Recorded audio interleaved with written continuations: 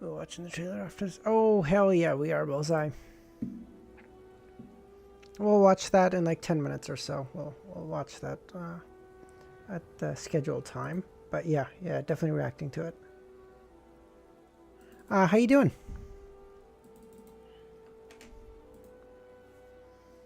It's on the channel, but I haven't actually watched it, so definitely need to do that.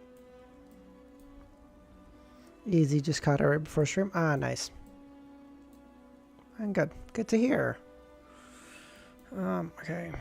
Giovanna, how's it going?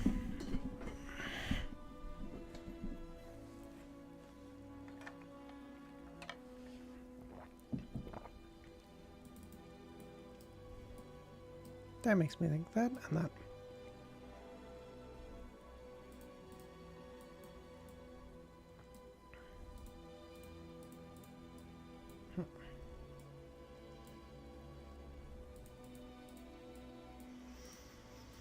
Everything works except one now. Chilling, waiting for it to be tomorrow so I can get paid. Fair enough. And I did it now. I have to rebuild my Gwent deck. Will not be very active. I'm doing my workout. No worries, DSV.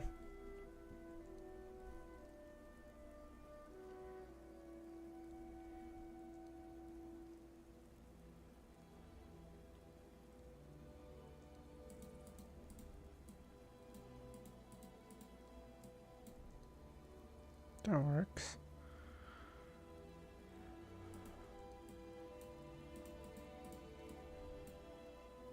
But there needs to be a thing here, but that needs to be empty so that I can do that. So is there a 6 and 5? No. Well, there's only one 6, so this has to be like this. So this needs to be a 2 instead of a...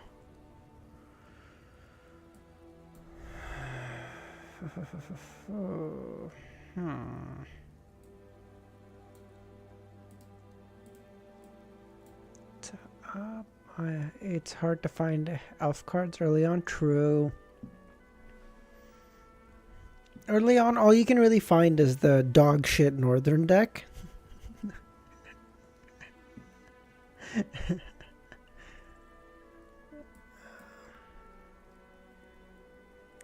3-1, that looks fine.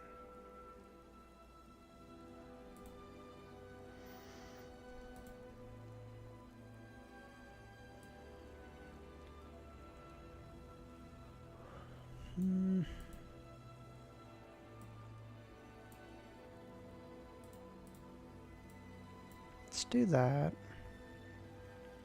Let's do...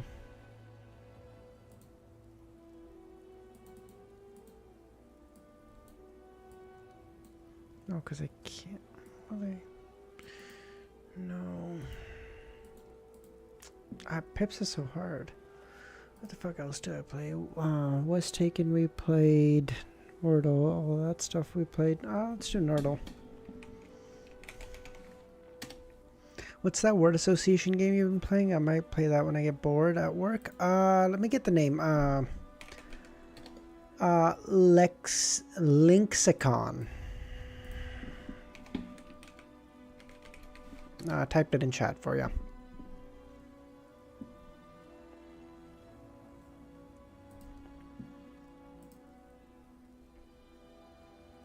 One, 2 plus 3, 4 equals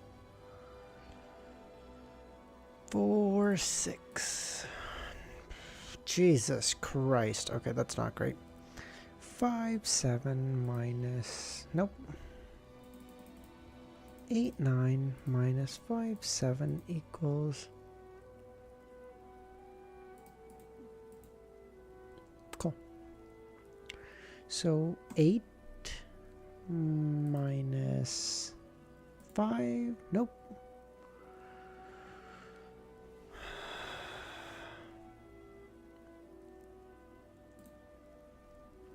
8 times. No, can't do that either. So 8 minus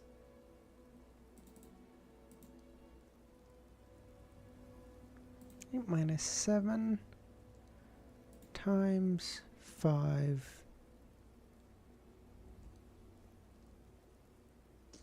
Man, it's been so long since I've done Nerdle. Hold on. 7, 5, 6, no, that doesn't work because order of 8 times 5 minus 7. 40, 33. How's that? Oh, that's so bad.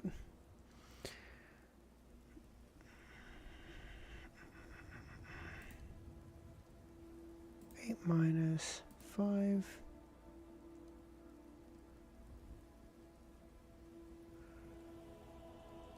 Three divided by 3. No, because that doesn't work, because that gives me that. 8. 9 divided by 3 minus 1 equals 0, 2. Obviously not the answer, but oh my god, I'm so bad at it. It's been so long since I've done some Nerdle. This is so bad. No, I want to play something else. No, I don't want to do this. World Dull. Chile? I can never remember these countries. Paraguay, Chile, Paraguay, Uruguay.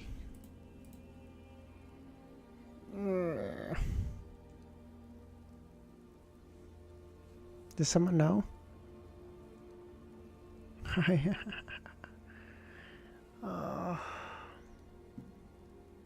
Someone who lives in South America, please tell me. This is embarrassing.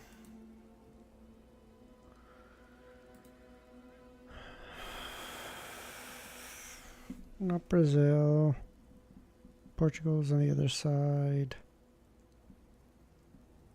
My goat, Messi. Let's go!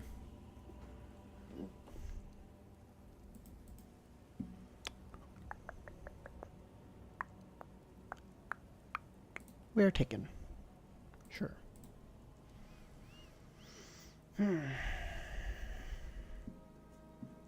Wow, this looks beautiful. Where is this? Can I move here? What the fuck?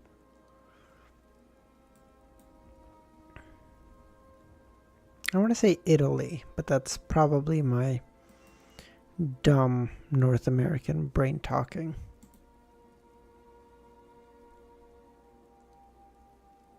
Luxembourg. Not too far.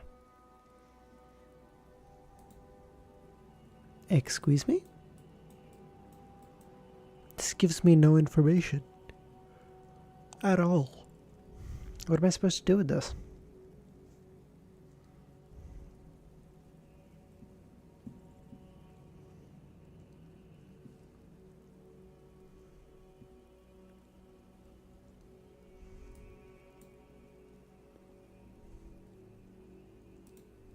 Swiss Alps. Pakistan? What? But this looks so cool. The Faisal Mosque. That does not look like a mosque at all to me. Oh, good. Dude, this could be anywhere. What?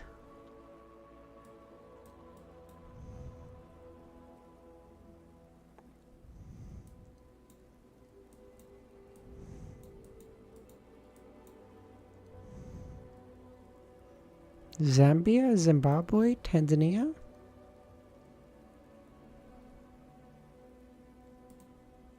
I don't know. I'm just taking guesses at this point.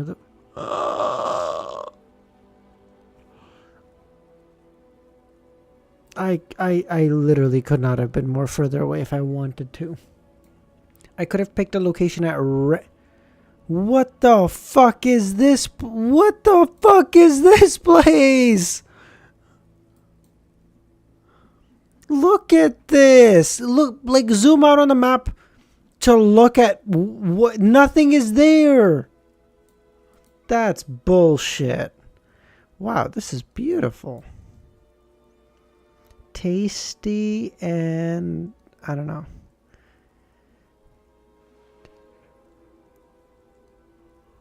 Like, actually, what the fuck? There was nothing there.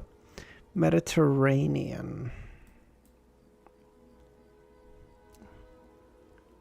Greece? Greece? Let's go. Or Cali. Wait. Honda CRV. I feel like this wouldn't exist in Greece. This is too American. Yeah, these cars are too American.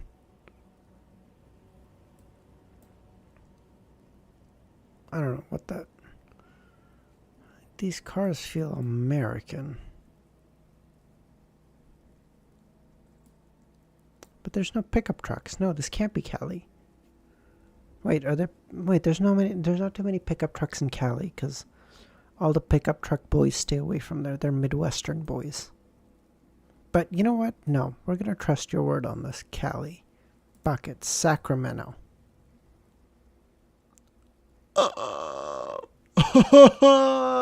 Oh no. Well, I guess the good thing is it's equidistant from both Cali and fucking Greece, so we would have been fucked either way. That's great. Dude, just get me off of this dog shit game. Just get me out of here. I don't know. I don't want this. We all forgot the Virgin Islands. I didn't even think about it, and I got probably what is the best fucking thing I've done all, like, 164 points out of a total of 370. I got half my points that round. I didn't even look. What the fuck? God, this game is dog shit. The game's fault. Totally not my fault. I didn't do it. Okay. Let's check out the Audrey trailer really quickly, and then we can go.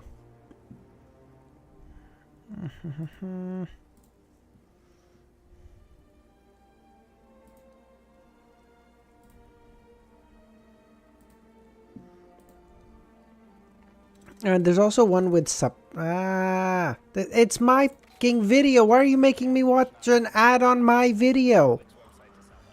This is so stupid. No, you don't get to fucking show the ad for free, you fucking assholes. God. Fuck you guys. Okay.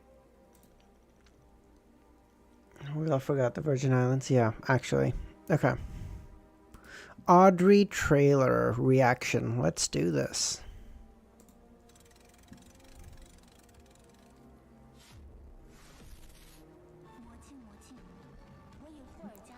The mirror that she got for her birthday or whatever that she prayed into to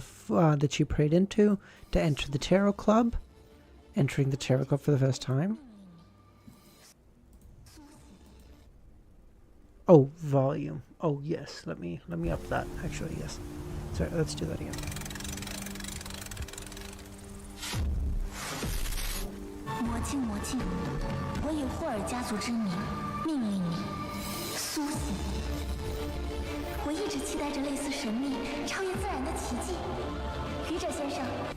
She looks so... partially, I think she looks too... there's an English sub and Twitter.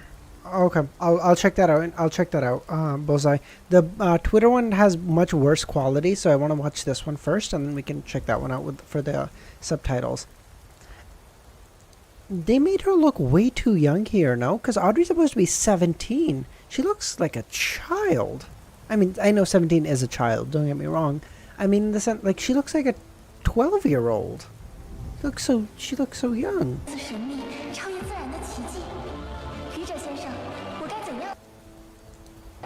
Her voice actor is her VA is doing a very good job, though.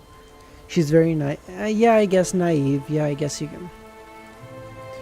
Her VA is doing a very good job, though, of like that naive, super excited inflection. She's doing that like perfectly.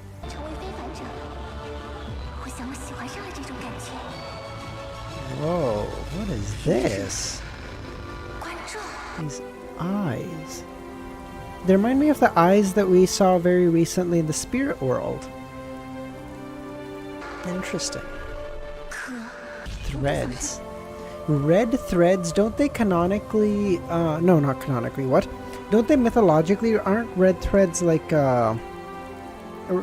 threads of fate, basically? Isn't that what they are?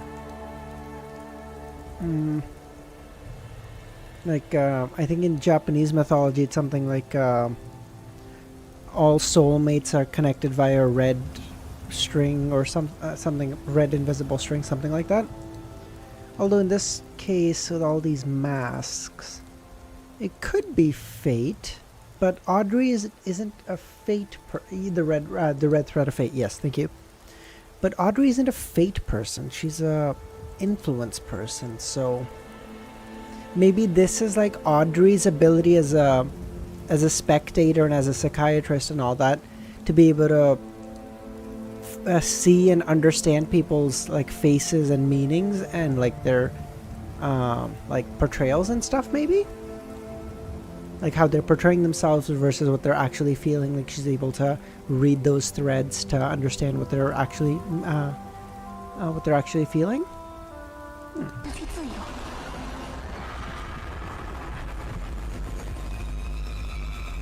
That's some eerie music. Whoa. The happy and sad faces. What would that refer to? Happy and sad faces. Sequence 9 is spectator. So they're like, wait, are these like, I guess they're like play masks. Like Audrey's watching the play, like she's stepped away from it. This is cool. Hold on, let me find the Twitter one with the subtitles, and we can watch it with subtitles. But I think I can roughly make out most of the stuff even without the actual subtitles at this point, which is kind of mind-blowing. But wow, that is horrendously bad quality. My God, Twitter. In the name of the Hall family, I command you to awaken. I've been expecting something mysterious, a miracle beyond nature. Mr. Fool, what should I do to become a beyonder? I think I've gotten fond of the sensation. The fool. The audience. But I don't want to lose my freedom. Very good. Oh, that's so cool. Okay. Let's watch that back and then. Okay, now that I've magic mirror, the mirror that she got, I think for her birthday, but I might be remembering things wrong. In the name of the whole family, I command you to awaken. And then Audrey enters the Grey Fog for the first time, kickstarting the first Tarot Club meeting. Miracle beyond nature. What should I do to become a beyonder?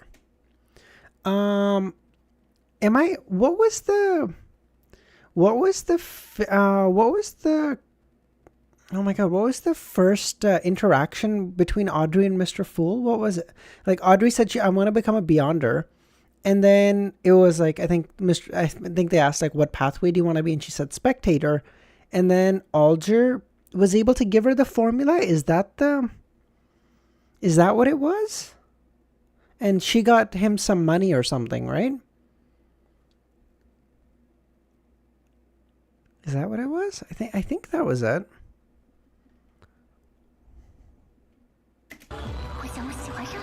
Alger had options. Oh yes. Okay. Yeah. Yeah. Okay. Yeah. So okay, that seems very fit. I think I've grown fond of this sensation. I don't remember that being said, but she picks back. Oh, he had a couple of options. What is happening? Why is this having a stroke? Ah, what is happening?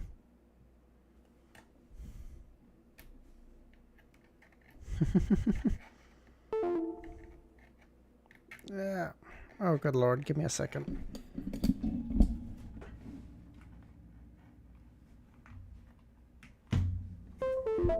My keyboard will occasionally decide to do this where I'll press a button and it'll just spam it into oblivion for some reason. I don't know why. The Hall family.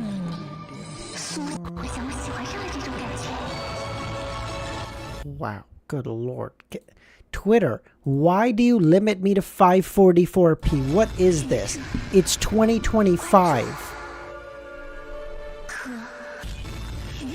The fool. The odd. Oh, wait. Could these eyes, instead of being what we saw in the spirit world, be like the sensation that Audrey got when she became a Beyonder, like an ability to see on many spiritual levels besides just her besides just with her eyes, like a third eye in like Buddhist culture. I think it's Buddhist culture that allows you to like see that allows you to see beyond just the simple material world, maybe. Like the several eyes opening is like her being able to see the spirit world, or not see the spirit world, but see like a person's spiritual perception and all that stuff, maybe. Oh, that might make more sense. And then as a spectator, she's able to lightly influence the fates and realities of others, like via the red threads of fate.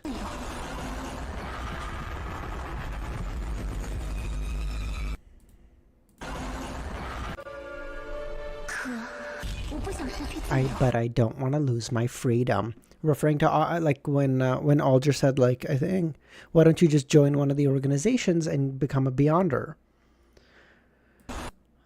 And Audrey was like, no, I don't want to lose my freedom. I want to be free to do what I wish. True. Okay, that was very good. That was actually like probably the best trailer so far. I think I still like Alder's best, but this is a close second. And if Alder's is first, then Alder's is only first because I like Alder as a character better. Coming out in June. Whoa, it's confirmed. Whoa. Awesome. Okay, it's definitely coming out in June. That's awesome. Let's go. Let's fucking go, boys. That's awesome.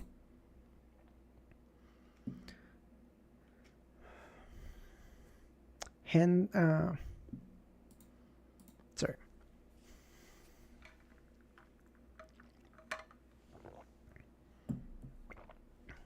What about ASIC's trailer? Oh, in that I liked ASIC's trailer better, the best so far. Hence trying to summon a hidden entity through the mirror. Hey, Devil, how's it going, man?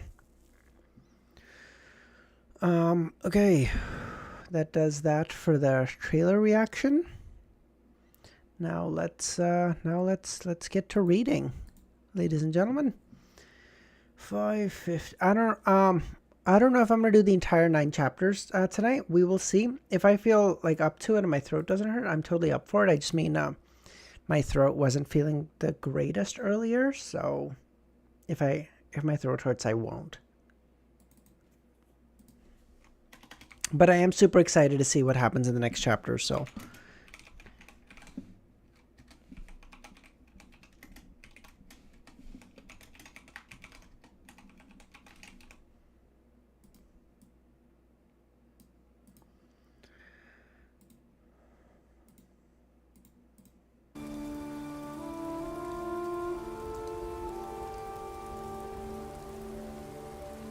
Wiz, why do you hate spies in Gwent? They just suck, Bullseye. They just suck. I don't need a reason for that, okay? They just fucking suck. Okay. After some Wiz, your annotations are like a stab to the back. A2. Wait, what? What? My annotations? I thought they were great. I didn't say anything mean. I told you I was gonna be if you're asking me to like help you with your okay, thank God. Whew. If you ask me to judge your work, I'm gonna be harsh. That's not because I don't like it. It's just because I don't know. It's the persona that comes out when I'm helping someone with English homework. Okay. Sounds like a skill issue. You sound like a skill issue, Bullseye. How about you use a good fucking deck, bitch? God, don't get me started on Gwent, okay? I will argue with you about it the entire stream. Where do I put my work if I want to be judged? Just how long is it? I can't do this for everyone. Oh my God. Okay. Just send it to me on Discord. I will read depending on how long it is. The first chapter, maybe the first 2 chapters.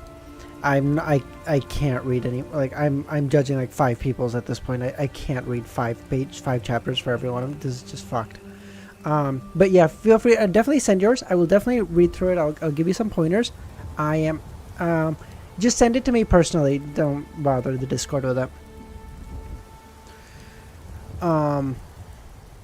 After some wrestling with the Sea God Scepter, Klein gained a preliminary understanding of its powers. It could create tsunamis, create hurricanes, produce torrential rain, and bring forth lightning.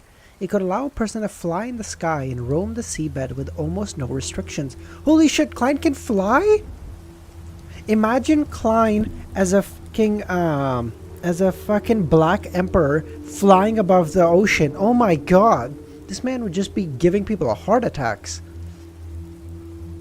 It was nearly indestructible and could be used to smash an enemy's head in. It allowed the wielder to never get lost without the existence of another powerful factor.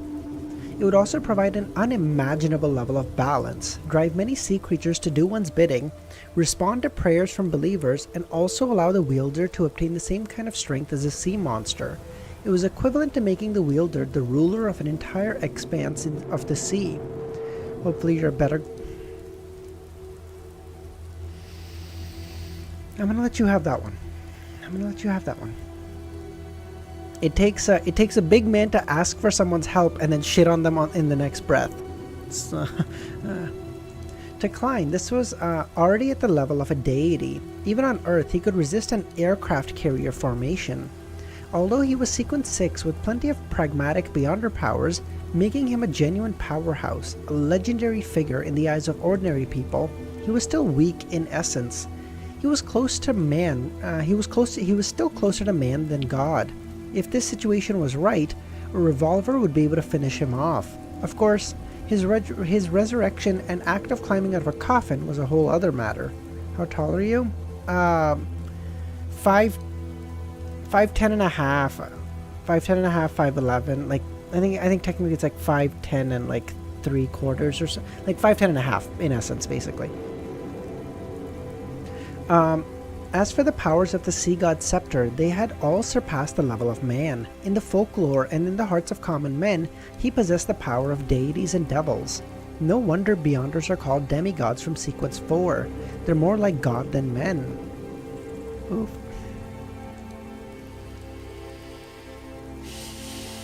This motherfucker is... I'm so close to timing you out, Bullseye. Give me one more. Give me one more comment, you fuck. Give me one. I'm begging you. Klein silently sighed with emotion and then made a self-deprecating comment. If I were to use the Sea God Scepter under normal circumstances, I can already be a high-ranking deacon of the Nighthawks, becoming one of the 20-odd people with the most power in the church. If Inzong Will didn't have 008...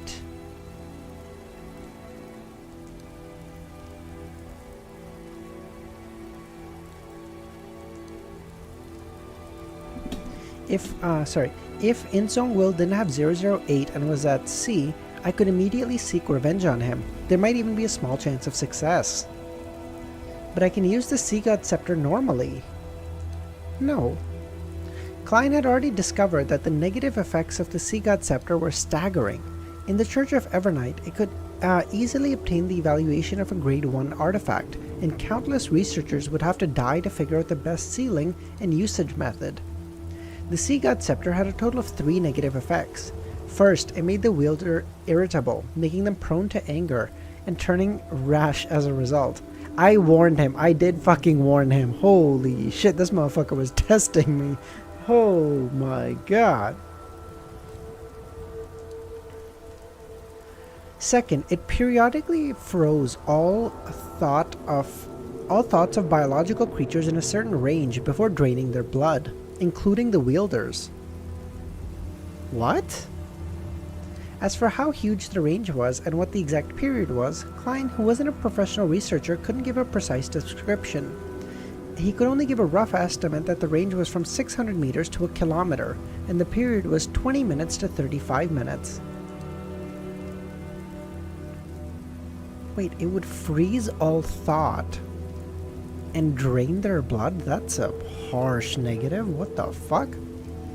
Third, it would gather and display the power or the prayers of worshippers, both audio and visual. This very easily caused non-demigod wielders who had a lacking spirit to break down and lose control. The first negative is alright. If I use it for a short amount of time, the anger and irritation will still be acceptable. For the third, there's a way to avoid it. The Sea God's response to its believers must have a distance limitation. That is to say, beyond the Rorstad archipelago and the nearby sea regions, there would be no signal. No, so I wouldn't be influenced by it. Yes, if constantly placed above the grey fog, I believe this can break the distance limitation. The prayers' voices and scenes would be screened, turning into points of light. It wouldn't affect me in any way. I can choose whether to reply, who to reply to, and how to reply. The biggest problem is the second one.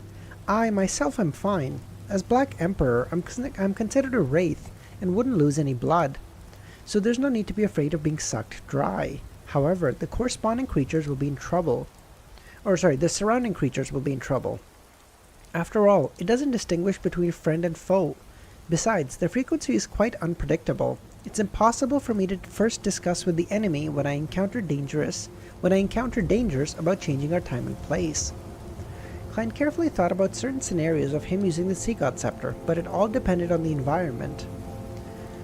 Could it be fate to stay? Could its fate be to stay above the grey fog? When people like Amon attempt to creep up, I'll give him a bashing. No, a bolt of lightning. Yes, there's another usage method. When people like Miss Justice and Hanged Man seek my help, I'm no longer limited to using paper angels. I can provide rain, produce wind. Of course, this can be done like the purifying powers of the Sunbrooch, using the paper angels as a vessel. On some serious thought, I can fully appear like a true demigod above the grey fog with the help of the Sea God Scepter. Klein's mood gradually became better as he discovered that the Sea God Scepter wasn't completely unusable at the moment. It opened many options and avenues for him. Klein the Thunder God, true. He withdrew his attention and once again looked at the white bone scepter with the blue gems embedded on top. He pondered over another question, and that was whether or not he should respond to the prayers of the Sea God believers. Kalvatua is already dead. There's no need to give those people another trinket of their faith. But even if the living priests and high-ranking members of the resistance notice the abnormality and no longer receive responses, they wouldn't accept the worst outcome for a long time.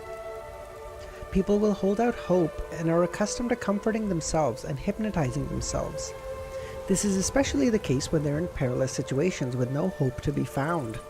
Just like the City of Silver, after 2,000 years, they're still consecrating the Creator, believing that they have been abandoned and that they would receive a response one day. That is to say, the fervent believers of the Sea God would not stop their life sacrifices just because they didn't receive a response, being unconvinced that Kalvatua had already perished. Instead, they will become worse, hoping to gain the favor of their gods. For years, of promotions and setbacks, it would be difficult for them to realize the truth. Without the support of a native deity like Kalvatua, the resistance would probably entirely fall into Fasak or Intis's camp. At that time, they would most likely be driven to doing inhuman things, such as attacking places where civilians gather, or to make children who still retain their innocence and act as meat shields. I need to give them some guidance. I need to tell them the correct way of practicing their faith, but I should only help them without burdening myself. I am not responsible for saving their fates. Client gently rapped the edge of the table and chuckled. Wasn't I supposed to act? Sea God Kalvatu is quite a good target. I wonder if I'll get any feedback with the Grey Fog's interference. I would assume so, because the digestion should be like an internal process. It shouldn't be like externally produced thing. It should be like external feedback should only adjust your soul's understanding of the potion that you're wielding and then help you in that sense. I doubt the Grey Fog can interfere with that. I'll have to give it a try.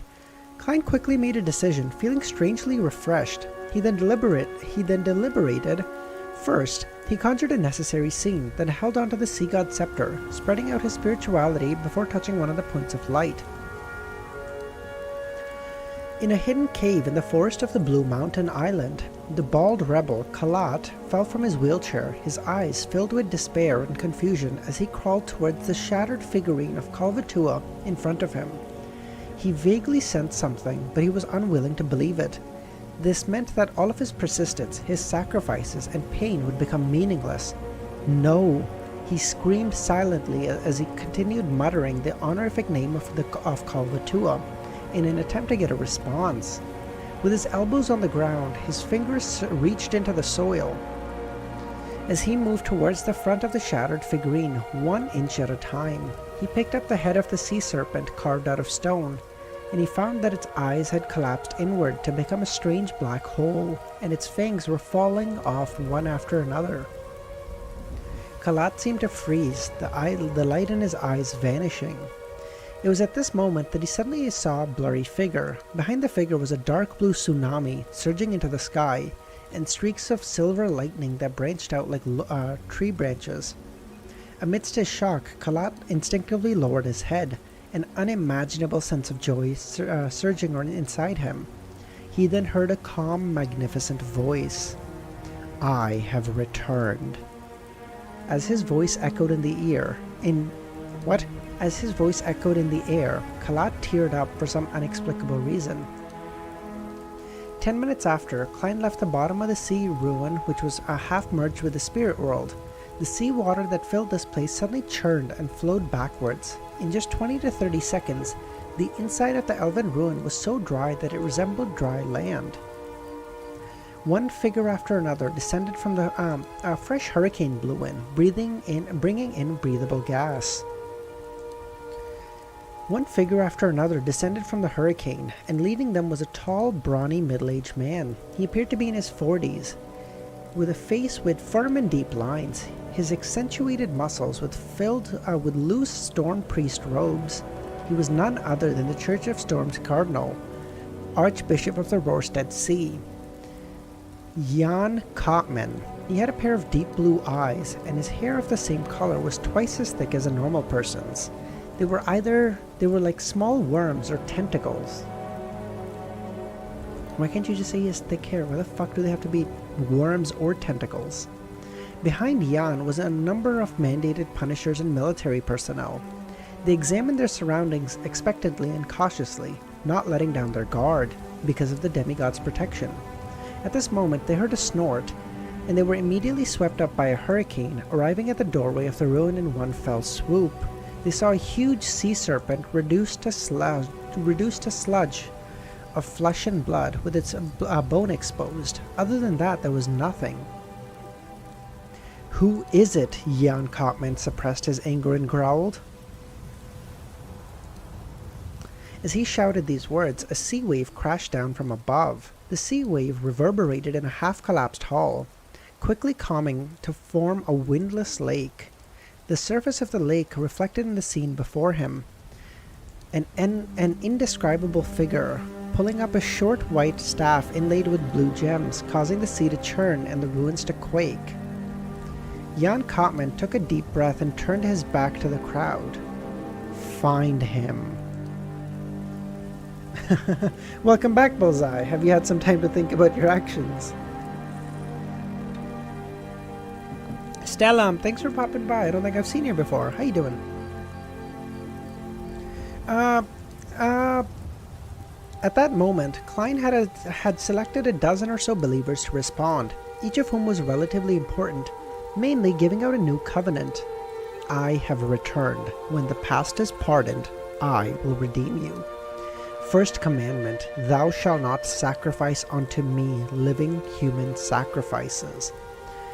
Well, we're glad to have you. I wouldn't quite call it an audiobook session, because I stop a lot, and I do theory crafting, and we do a whole bunch of other shenaniganery midway through as well. So I wouldn't quite call it a audiobook session, but I'm definitely reading through it. Geez, he's gonna give them 10 full commandments? Who the fuck does Klein think he is? You're not Yahweh, bro? What the fuck?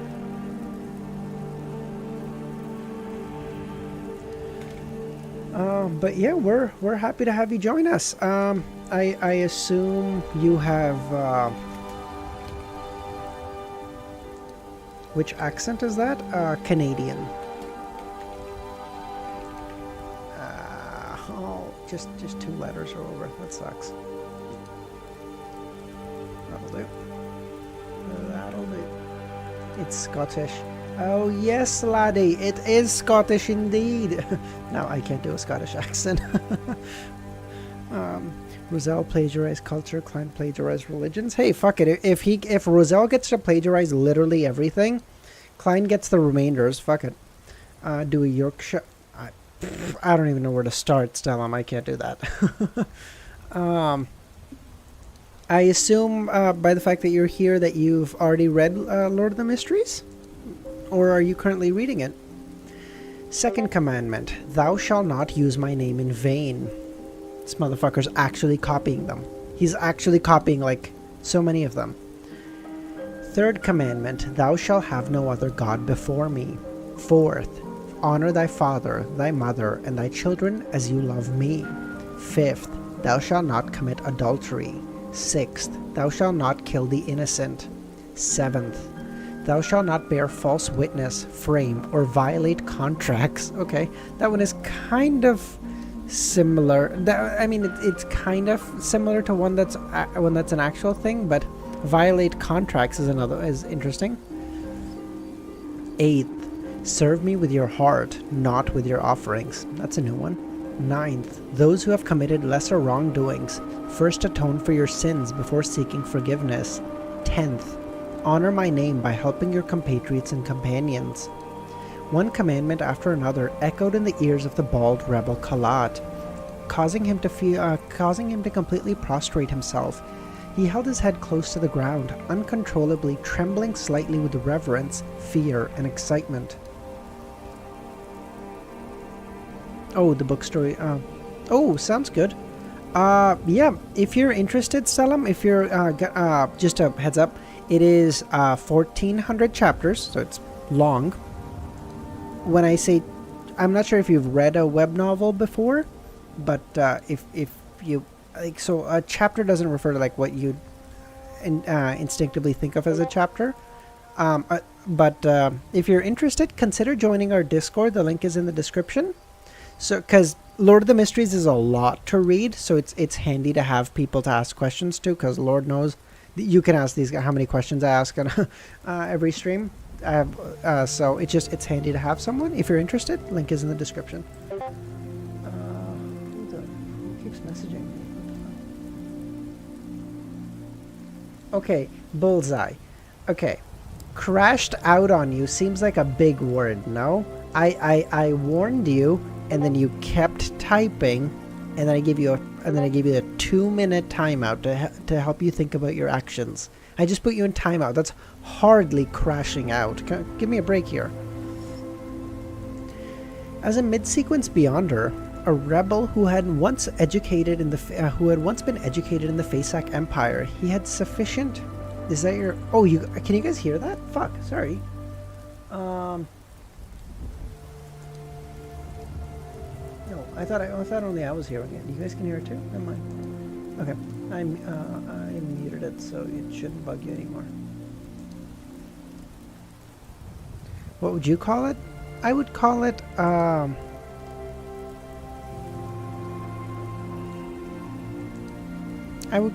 a divine punishment. Let's go with that. As a mid-sequence Beyonder, a rebel who had once been educated in the Fasak Empire, he had sufficient insight to understand that the worship of a sea god was more based on fear of powerful forces, fear of the fearsome natural risks that mankind faced, and many rituals that retained primitive bloodshed, a backward faith that reveled in inhuman, uncivilized practices. Something that would be eliminated sooner or later. You must respect God. No, I see. That's the thing. I don't want to say retribution, because retribution implies like a hatred and you did something wrong and now I will punish you for it because. Whereas I'm not.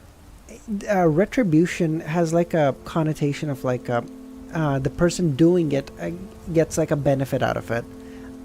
By me timing him out, I get no positives. It's just to help him think about his actions. It's if you're familiar with like tit for tat strategies, it's a tit for tat.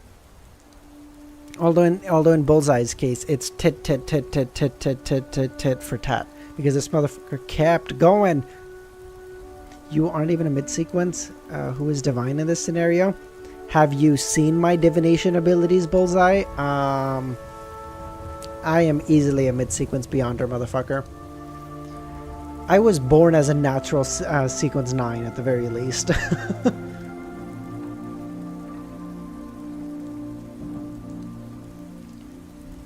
Why don't I get notifications? That's why I keep telling you to join the Discord username, but you won't listen to me. What am I supposed to do to you? Come on. You complain about this every time, and I always tell you, you're like, no. What am I supposed to do? Music is very loud. Oh shit! Oh fuck! Yes, I turned. Oh fuck! I turned up the music for when we were reacting to the trailer. Sorry. Okay, it should be fine now. Of what pathway? Seer pathway, of course. However, the faith he had developed since he was young had made him afraid to go against the divine revelation. He could only bury the idea of modifying the ritual process deep in his heart and avoid the parts which conflicted with his own wishes as much as possible. Zaref, how's it going? Clown Man, how's it going, guys? Criminal pathway? Okay. Listen, as cool as I like as much as I love the criminal pathway, it's not me, okay? It's not me. I'm too kind. I'm too gentle-hearted. I couldn't do that. And the mad ravings, I would actually lose control immediately. Now, the sea god's sudden change left him delighted. It was as if he could see the so-called primitive totem that outsiders claimed it to be evolving into a true god. Need to stay awake for Audrey's PV? Go to bed username. Blessed are we, blessed are the rebels, blessed are the true believers. In his spirit vision, Kalat raised his head, spread his hands sincerely, and placed them against his mouth. I will abide by your teachings as if I am praising your name. The blurry figure in front of him disappeared. They re-uploaded the Audrey PV and added some new scenes. Wait, what? No.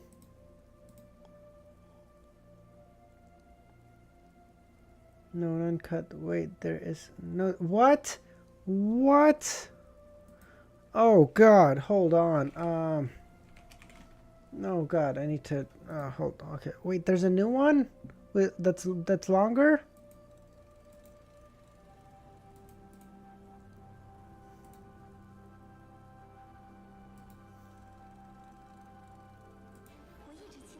Oh my God, this is so much longer. What the fuck? Hold on. Oh shit. Oh shit. Oh shit. Hold on. I need to upload this too. Holy shit. Oh God, there's so much happening. We are not getting much red. Okay, link is in the Discord.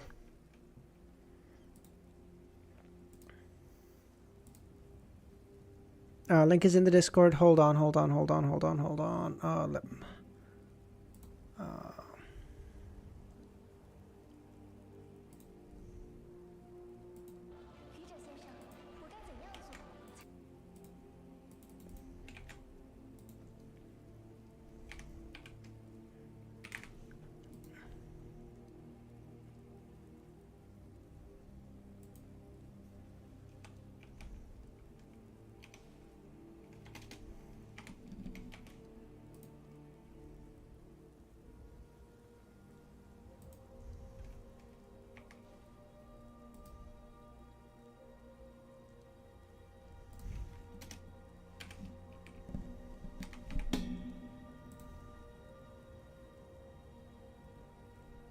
Oh, you're actually kidding me. Sorry, I'm trying to upload the PV to the channel and it is just giving me so much hassle.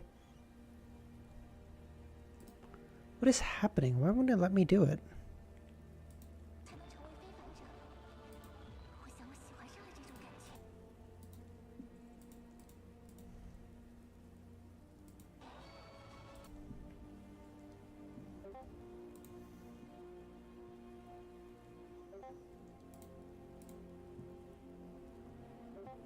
There was a cutscene? Okay, you know what? Fuck it. Let's react to this first, and then we'll and then I'll figure out how to download it and then get it uploaded later. Fuck it. Let's react to that. Okay. Okay, let's go. Wait. I gotta turn up the audio for you guys again and turn off the music. Hold. That's not. Wait, there's a subbed version. Where is it? Oh, is it on Twitter again? No, let me pull up the.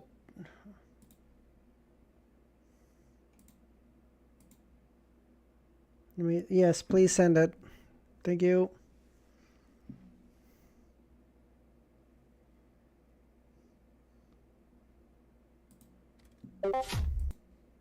Oh, it is on. Okay. Ugh, it's on Twitter. I have to watch the 500 fucking one. Oh God, fine. We'll watch it in 500. Oh, 720p. Oh my God, we've been blessed with 720p. Oh my God. Yeah, this is how dog shit Twitter is in 2025. 720p. Fuck this place.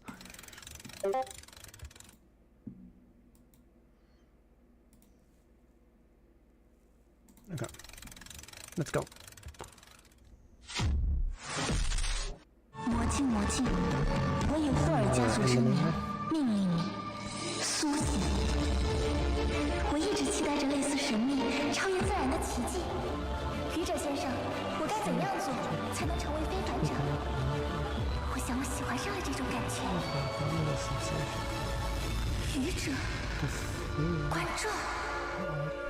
Wait, this is the same as the old one. Username, this is not the new one. It's the old one. After, watch the one I sent you for the old version. What? This is the old one. There's nothing new here. What are we talking about? Username, you better not be fucking lying to me.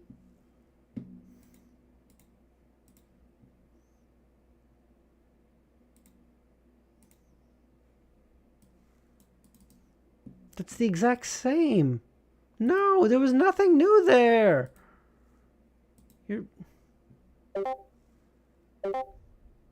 Oh, okay, you're kidding. Okay. Oh, I think I see it. Oh, I think I know what you're talking about. Hold on. This scene cut. Oh, I see. Oh, it's okay. It is very minute, but you're actually right. Hold on. This one has no audio for the record, guys. So, it's not me. Okay.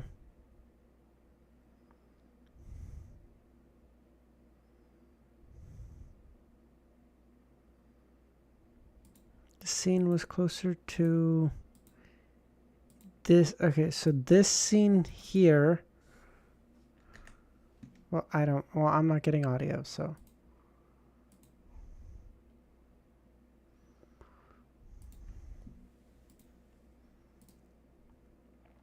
Unmuted. Oh, I have Discord muted, that's why. Oh, wait, hold on. So that one. Oh, yes, this scene, you're right. This scene doesn't exist. Oh, username is right. It has a new scene. It's very minor, but it is a new scene. Jesus Christ, username is so on point. What the fuck? Nah, okay, no, I was schizo. Username was right. That is a new scene.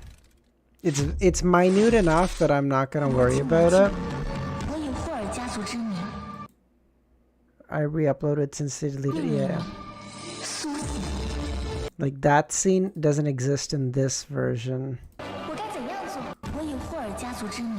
Because as soon as it goes from here, it goes into this as opposed to this.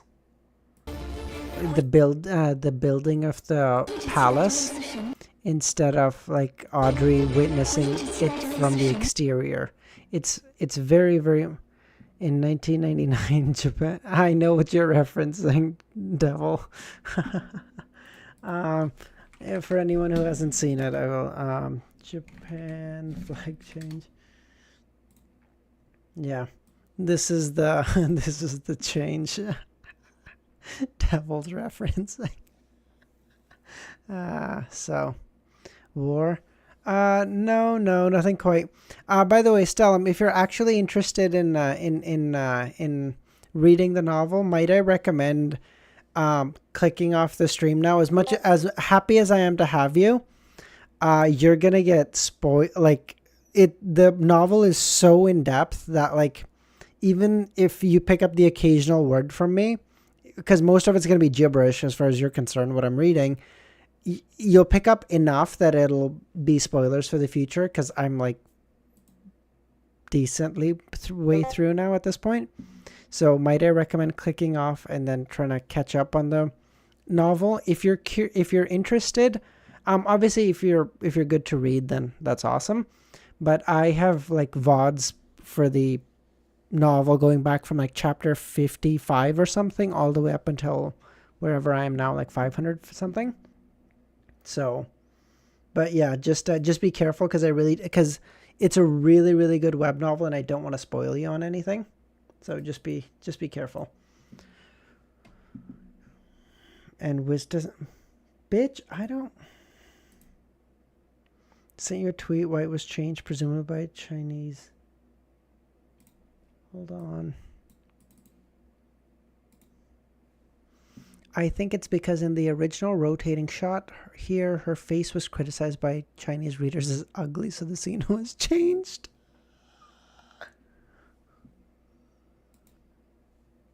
Bro, it looked fine. Why are people like this?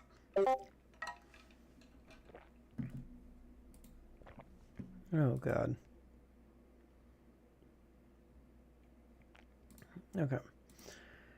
Oh my God, that was so much that happened. Okay, let's get back to reading. Read the other one I sent too. What else? Oh. Wait, are they different ones? It's this one? Oh, that is funny. Sorry. They said that her face was too fat, not like Backlund's most brilliant gem, but rather the hardest diamond.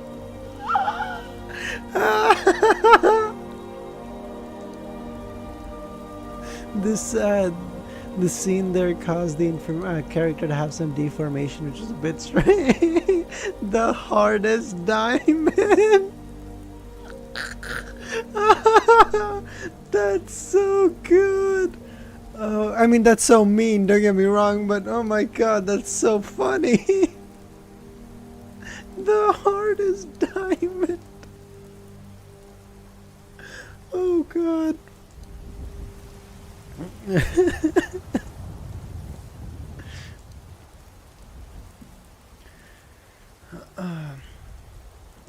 Oh god. The blurry figure in front of him disappeared. The magnificent voice by his ears vanished, and the scene in the cave returned to its original state. However, Kalat knew that everything was no longer the same. He moved his elbows several times and quickly crawled back into his wheelchair. He once again sat on it and turned to the other side of the cave. Kalat quickly met with Edmonton. This member of the resistance, with a blue sea serpent and tattoo, was standing in front of a deity figurine that was bleeding abnormally. His forehead was a mix of scarlet red and black, dirty and gruesome. Oh shit, music too loud. Yes, fuck's sakes. Sorry, I changed it back for the...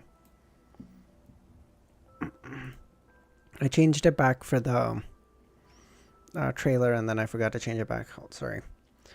Oh man, I really should just... I'm gonna make a new... I'm just gonna make a new scene for reactions, just so that way I can just change that in the future, rather than having to manually adjust every time. However, Edmonton's expression was joyful, excited, and satisfied. A little quiet now. That's normally where I keep it. I can... let me know how this is. If this is better. This member of the resistance with a blue sea serpent tattoo was standing in front of a deity figurine that was bleeding abnormally. His forehead was a mix of scarlet red, black, gruesome, and dirty. However, Edmonton's expression was joyful, excited, and satisfied. He looked at Kalat and blurted out, "Did you see the revelation?" "Yes, it's the aura of God, just like before. Not only has God reappeared over the land, but he has rebuilt his covenant." Edmonton let out a sigh of relief. I was even suspecting that I was hallucinating. But it seems as long as an outsider touches the holy sword, God will be able to walk the land again. There's no need for it to be completely lifted. Indeed, the reason why the deity figurine shattered and bled is because the god changed his image. We must build a new one, like the scenes we saw. God also showed his sacred emblem. Above the symbol of waves, there was a scepter in the shape of lightning, surrounded by strong winds. Let's find the high priest right now. He should have also received a revelation. We will usher in a new world.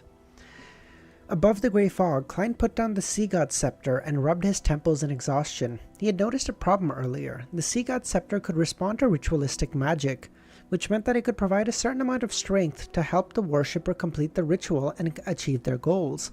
However, it could only be concentrated within his domain and could not exceed the limit. Whatever could be done was relatively limited. For example, the Evernight Goddess could use the method of influencing fate to let her believers naturally obtain money they needed. As for the Sea God Scepter, it would at most produce fake money on the altar, and after a while it would become ineffective and return to its true form. That is the difference between a false god and a true god.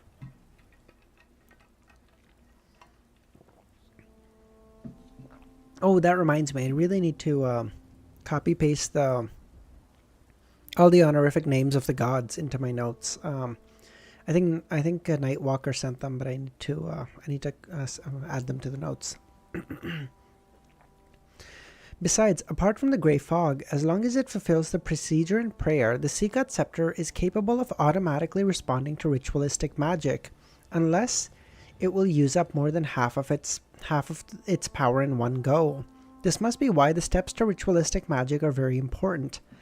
Above the grey fog, prayers will be screened, reduced to points of light. The Sea God Scepter is unable to automatically respond, hence requires me to manually respond to them, which is quite troublesome. It's impossible for me to stay here all day. Of course, there's also a benefit. As long as the prayers don't have any mistakes, it accurately points to the Sea God Scepter, regardless of how perfunctory the ritual is, they will receive a response. The only criteria is that I'm in a good mood. I'll think of a solution when I'm free. I'll make it so that even if the Sea God Scepter is above the grey fog, it will be an automated answering machine. Can he do that? Produce a paper angel? That's useless, as it doesn't have any soul injected into it. Make a mechanical and rigid puppet to handle the repeated and trivial magic? I wonder if a marionettist has powers related to this. At the very least, Rosego showed traits of controlling humans like a puppet. Klein's thoughts slowly settled as his eyes moved to the iron cigar case. After some research, he discovered that this case had a severely corroded exterior, had undergone some abnormal changes. It was firmer, tougher, and more resistant to corrosion. However, it was still within a comprehensible and acceptable range for humans. It isn't equipped with any special properties. However, if it was left here for a few years, decades, or even longer, perhaps it could evolve into a sealing case whose effects would gradually fade one day. The corners of Klein's mouth twitched, and he turned his head to look at the junk pile in the corner. They were covered in the grey fog, almost blending in with the surroundings. Klein laughed dryly and looked away. He fiddled with the crushed golden wine cup again, confirming there was nothing wrong with it. After doing all this, he returned to the real world and summoned himself one more time to bring the sun brooch and other items back to the room. At this very moment, the clouds in the sky disappeared and the moon was scattering its crimson tranquility. The entire city of generosity, Bayam, remained asleep in its dreams. 9 a.m., Cathedral of Waves. Audrey was summoned by Chogo, the Archbishop, by the diocese bishop. Look for this person. Chogo handed over a portrait. What the hell is going on recently? Another mission? When he saw the contents of the portrait, he couldn't help but control his laughter. It was impossible to tell if the figurine was a male or female, or what they looked like. How was he supposed to find them? In a split second, he thought of something and didn't try to change his mood. Instead, he deliberately blurted out, "Who is this?" There was no mission yesterday. A sudden demand to pursue this person this morning. What happened last night? Calvatua perished completely. With that happening, the church and the military would definitely look for its remains. Saimim Island is the clue. The person took away the most important item ahead of them? Who is this person? A dirty, despicable thief, Chogo added. He may be from Intis or Fasak, and he may belong to the Church of EBS or the Church of God of Combat. Why would there be such a guess and conclusion? His Eminence Jan Kaupman only received little information at the scene and was unable to point to the target. In this case, it's very possible to presume that this person is either from Intis or Fasak, as the main supporters of the resistance and Calvatua are from those countries. There is reason to believe that they may have already known where Calvatua was hiding. It fits my theory from before. Of course, it could be something else too. What did he do? Alger asked. You don't need to know. Just pay attention to any abnormalities from people from Intis or Fasak. Yes, this also includes the locals who have become Beyonders. Also, find the person who previously posted the notice at the front door of the cathedral. They may know something, and they could give you some more information, George added. This is indeed a direction. This is tantamount to telling me that this person has something to do with the notice and the perishing of Calvatua. I wonder whose hands Calvatua's Beyonder characteristic landed in. Who? Right. The world is in Bayam. Something happened to Calvatua not long after he came here. Could this be the fool's purpose? Would this help him in the process of removing his seal and regaining his strength? When he woke up, Klein, who had reaped a bountiful harvest last night, was uplifted and in a good mood. He decided to treat himself today and make sure that his 3 meals would be sumptuous and delicious. As he pushed open the door and walked into the living room, he saw that Danitz was out of bed, untying the bandage and splint around his arm. He recovered that quickly? Ramiro, how's it going?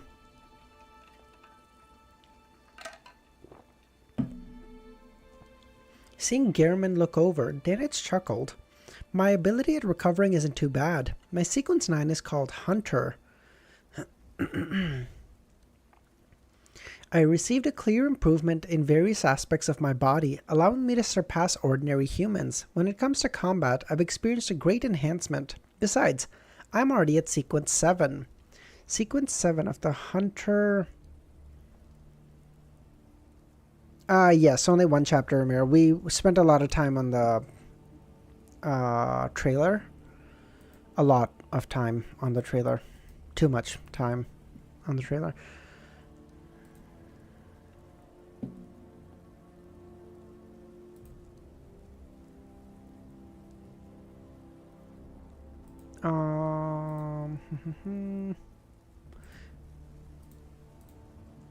Sorry, I'm just looking. Hunter, sequence 7.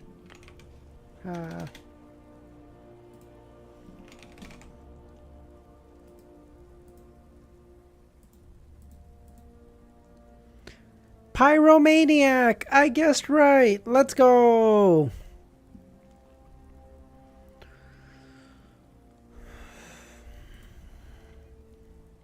Sequence 9 Hunter. I've killed one, and I know the corresponding Sequence 6's name is Conspirer. Client suddenly recalled the first enemy he encountered when he arrived in Backland. It sucked him into a maelstrom that he was unable to extricate himself from. Sequence 8 Provoker? Client asked in passing. He had long since guessed that Danitz's pathway from his adeptness at fire. It was the Red Priest pathway, which Roselle had called a true man.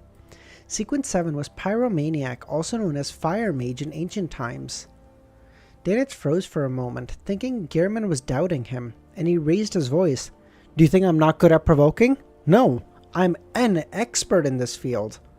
Good lord. Okay, calm the fuck down. Okay, so we're clearly not going to get to 558, by the way. True, man, true. We're clearly not going to get to 558. Well, however far we'll get, I guess. At this rate, probably 557, which is not that bad. If I get really lucky and I push pretty hard, we might be able to get to 558, but I wouldn't hold my breath. Danitz threw the splint and bandage into his trash and flexed his arm and said, typically, a pirate's provocation is an insult, but I'm different. I do targeted insults. Ramiro missed the hardest diamond comment. True. This requires one to grasp a lot of information and rumors and also understand the provocation target. Only by doing this will you be able to make him lose his mind and cause his brain to be burnt out from a single sentence. Just like with Steele, you can curse him, call him dog shit, or you can curse his parents and captain, but that'll be useless. But if you do an action and throw in a line with that, he will turn into a bull who only sees red. With that, Danitz put his hand on his lips, held his crotch, and shouted in a low voice, "Bitch!" This is what you call professional provocation. If I meet a beast, a monster, or someone who can't be communicated with, I can proactively emit a feeling that they hate. That is a Beyonder power. People with such Beyonder powers would either be great at receiving beatings, or they'd be great at escaping. Clearly, you're in the latter. Without having to worry about his injured arm, Danitz was in a pretty good mood as he continued, "Actually, I'm very good at setting up traps. It's a pity that you didn't agree with my plan when hunting Steele Mavetti." "You still have a chance," Klein added. What chance?" "A chance to set up traps for Beyonders such as Steele, one by one. I'll introduce you to them." Danitz was at a loss for words. He knew very well that traps were often ineffective against a man who wasn't afraid of guns, projectiles, fire, or water. Danitz then turned to the window and said, "The weather has cleared up. Does that mean Calvatou is dead?" Klein answered tersely without hiding the truth. Danitz exhaled, hesitated, then said, "Regardless, after the citywide sweep, few pirates will dare to come to Bayam for a time. That will include the Admiral of Blood." Also, why don't you like how she looks, Romero? What do you mean?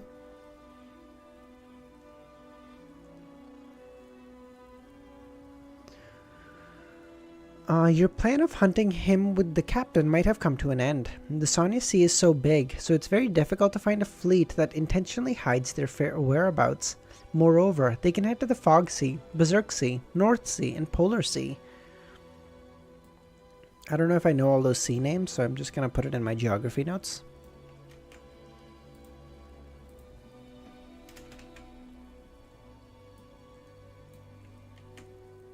I like the bit that I like, except not good otherwise. She looks like she's from a 90s Sailor Moon anime. I don't think I necessarily agree with that. I think she looks fine. I think she looks too young, too childish. But I also understand that they're trying to portray her innocence as a Beyonder, so I get that they have to do that visually. I wanted her to be a bit more like the manhwa. A bit more mature, I agree. But I don't hate it by any means. I think they could have done a little better, but like she looks fine. I'm totally fine with it. If it was as easy to kill a pirate admiral at sea, the church and military would have done it a long time ago. Let me return to the Golden Dream as soon as possible, Danitz lampooned. Don't worry. I have a way, and it will be your job, Klein asked, without batting an eyelid. What's your captain's opinion? He had already spent £12 to obtain a radio receiver through Fours, but he had been too busy with the matters regarding the sea god to bother with it. Hence, he hadn't taken it out from the junk pile above the grey fog. Meanwhile, Klein had received the money from Miss Justice and the Hanged Man, raising his fortune to £7,085 and 5 gold coins. The manhwa, I think, did it perfectly. She looked perfect on that.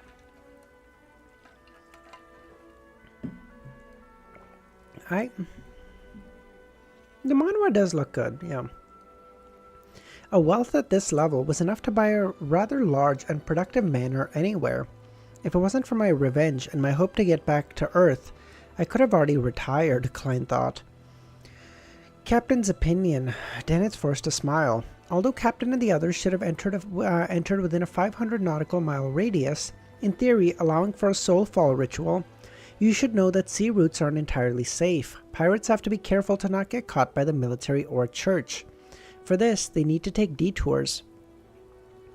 I believe we should wait another day before doing the soulfall ritual, so as to prevent any wastage of energy and materials. Okay. Klein then headed to the... Klein then turned towards the bathroom. He planned on heading out again today to search for a chance to act as another person. Seeing Gehrman's back, Danitz exhaled. I must contact the captain in private and persuade her to let me return to the ship before I use the soulfall ritual in front of you.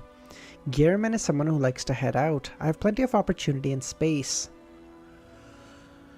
After leaving the Cathedral of Waves, Audrey went straight for the Ralph Trading Company in Reflection and found the owner, who was reading a newspaper. He was a veteran pirate who supported the resistance in secret and reverently worshipped the sea god Kalvatua.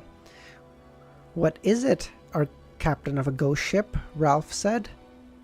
He was an illegitimate child. His father was an adventurer of Lone and Faceac blood, and his mother was a native. He had made his vast fortune by becoming a pirate, and then a merchant that did business with both pirates and officials. He established a vast network of connections that provided him with help at the Governor General's office, the City Council, and the police station. Upon hearing Ralph's question, Audrey almost frowned because the man's attitude and tone were rather abnormal.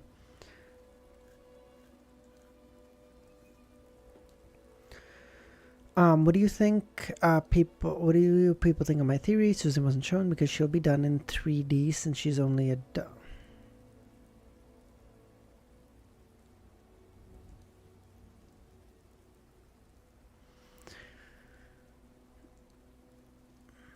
Upon hearing Ralph's question, Audrey almost frowned because the man's attitude and tone were rather abnormal.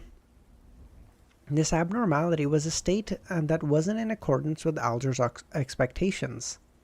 In his opinion, after the fall of the sea god Kalvatua, he was certain that there would be bad omens in the Rorstad archipelago. Sorry, I just realized my Discord has been unmuted again, so you guys are going to keep hearing pings. Let me fix that.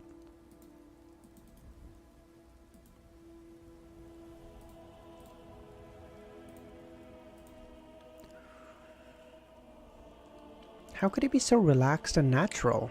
Alger didn't mention Kalvatua and instead asked, "Do you know where Kovaro has been recently?" Kovaro was the pirate captain who possessed the Beyonder characteristic of a sanguine baron. It was said that he was a sailor aboard the Black Emperor, and that he was part of the periphery forces of the King of the Five Seas, Nast. Look at General for 1 minute.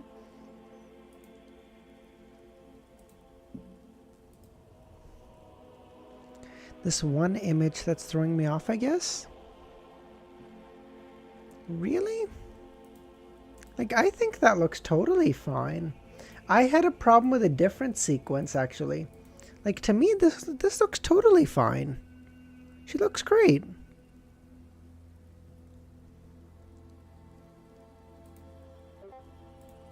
Oh, for fuck's sakes, why is it...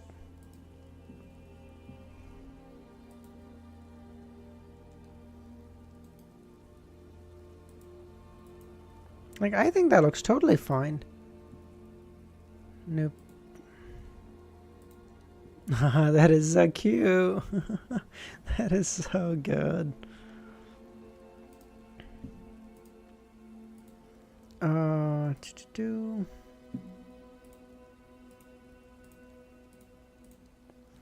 Why not switch to D&D mode on Discord? What in the actual fuck is D&D mode?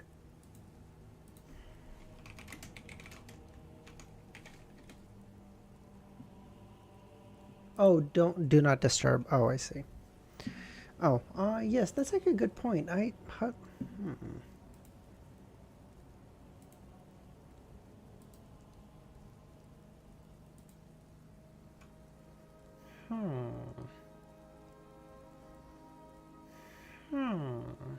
would I do that?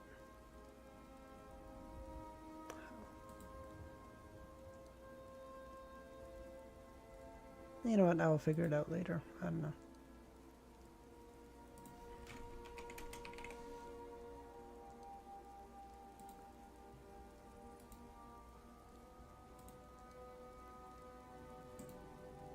Nah, fuck it. I'll figure it out later. I don't know.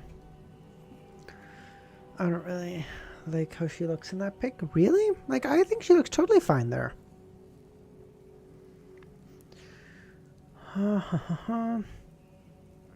Who knows? But he's surely not in Bayam. He would have been caught in the raid in the past 2 days. I heard that his boat went south. Alder actually had an appointment with Kovaro on this matter, but he was only using it as a way to start the conversation.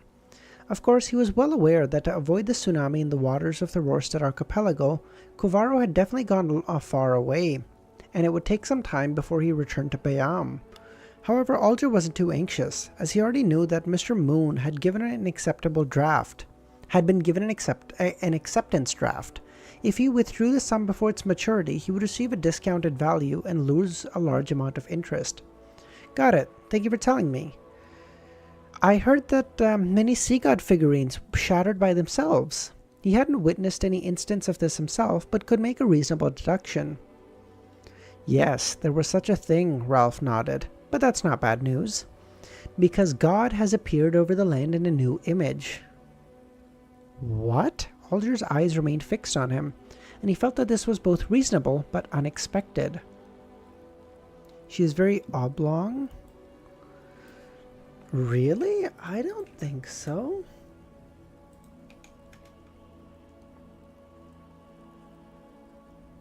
Like, I mean, in a vague sense, I guess every anime character is, but like, she looks fine. Bum-ass Sequence 3 acting as a god? Wrong, Ramiro. Bum-ass Sequence 6 acting as a god.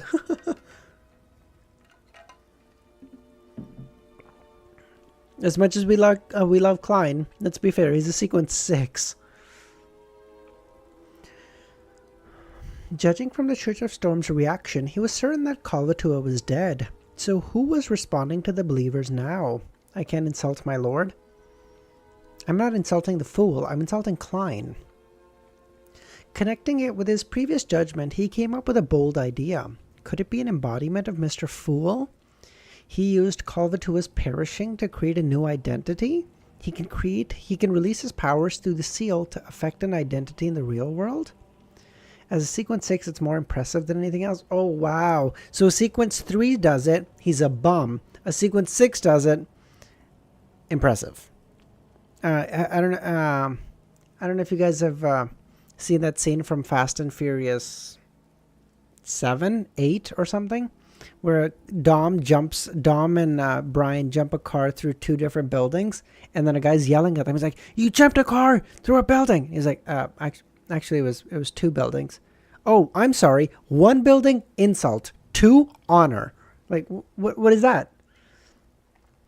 Is this the reason for the world to come to Bayam? Mr. Fool really does things with pomp. The only Fast and Furious I watched is the Tokyo one. The Tokyo one was actually probably one of my favorites. Alder secretly swallowed his saliva and suppressed his excitement. In the Wind of Azure Inn, Klein, who had yet to leave, saw a stack of cash Captain Ellen handed him. "Here's your reward, a total of £100. He didn't mention how much Gehrman and Danitz each received, but he gave a total amount. As for how much they would split, that was something left to them. The military sure is generous." Klein silently mused as he received the thick stack of cash, instinctively taking out 2 5-pound notes and tossing them to Danitz. He lowered his wrist and finally drew another two 10-pound notes in an expressionless manner. Gehrman is rather just, far more than just Ellen, and Danitz put away the reward cash in pleasant surprise. His wallet, that had been slimmed down significantly over the past couple of days, had finally been replenished. Glancing at Gehrman in his new clothes, Ellen asked, "News from the Church of Storm has revealed that the person who posted the notices on the cathedral door noticing of the problem between Letitia and Seagod Calvatua was Blazing Danitz. What do you think about that?" Danitz gave a hollow chuckle. "I don't know him." Klein then muttered in, while fulfilling a dead adventurer's wish, I came across Letitia and her companions at the inn. Snakes invaded our place in the middle of the night, but they easily resolved it. After returning to Bayam, I went to purchase some ingredients from the resistance and discovered that they had taken out their holy sword. Furthermore, there were 2 mid-sequence Beyonders guarding that small base.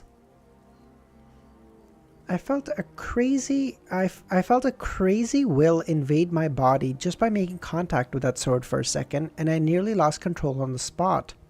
They were still after Letitia.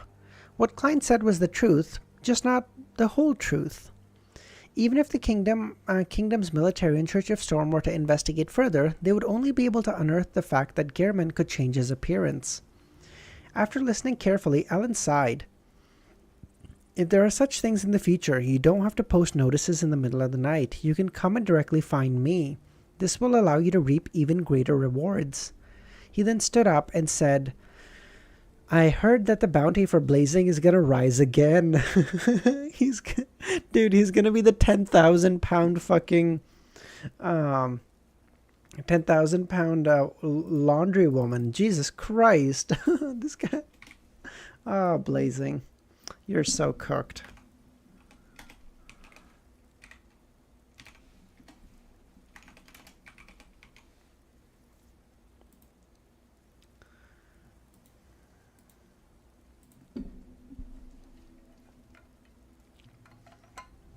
Bro became an informant to the Storm. True!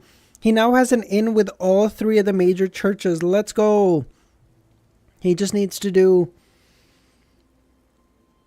4 more, and then he's in with all 7 of the gods. We're chilling. Eventually, all 7 of the gods are just going to kill him. Bounty? The muscles in Danitz's cheek twitched as he forced a smile, pretending that he wasn't blazing and that he didn't care. When Ellen left, he turned sharply to face Gehrman and said, "I think we should move. No. We'd better leave Bayam as soon as possible. If I'm worth more than 5,000 pounds, I won't be safe anywhere. The pirates and adventurers who are at the same level would rush over like sharks smelling blood. Pray they can finish off while proving themselves and giving them a higher bounty are always popular. They're worth no less than treasure." Klein didn't agree or disagree. He slowly smiled. "Are you worried that your bounty will be too high?" Danitz nodded. "Besides hiding, there are other solutions," Klein said. "What are the others?" "Raise your sequence. Let your strength match your bounty." Raise myself to sequence 6? Become a conspirer? When he consumed the sequence 9 Hunter potion and the sequence 8 Provoker potion, he didn't find it much of a problem. In fact, he began to long for finding the legendary treasures, obtaining mid or high sequence formulas and their corresponding materials to advance to a demigod. Bro really said get good? Actually, yeah. And then become the new king of the seas. However, the intense pain and discomfort brought to him by the pyromaniac potion left him in fear and apprehension. He didn't dare believe that he nearly lost control despite strictly following his captain's instructions of constantly provoking his opponents. Oh. So Vice Admiral Iceberg hasn't actually explained the acting method to them, but she's like making them act it out without telling them why. She's just like, no, you have to... she's just telling him to be a Yakuza character. He's just like, no. he just starts a fight, buck naked, and is like, come get me, bitches. This forced Danitz to consider whether or not he was fine just getting rich so that he could return to Intis a rich man. He stood there, troubled, then thought of a question. Even if I want to advance by consuming a potion, that's not something I can do in a short period of time. I have to find the formula and collect the ingredients. It wouldn't be an easy task, and the new bounty might be released today or even tomorrow. That's why he's the go. The go!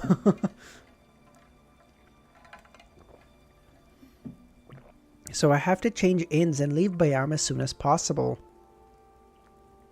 After Alger left the Ralph Trading Company, he casually went to a few places to inquire about the situation.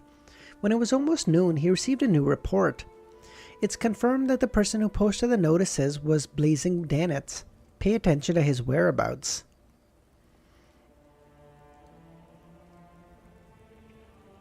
Blazing Danitz.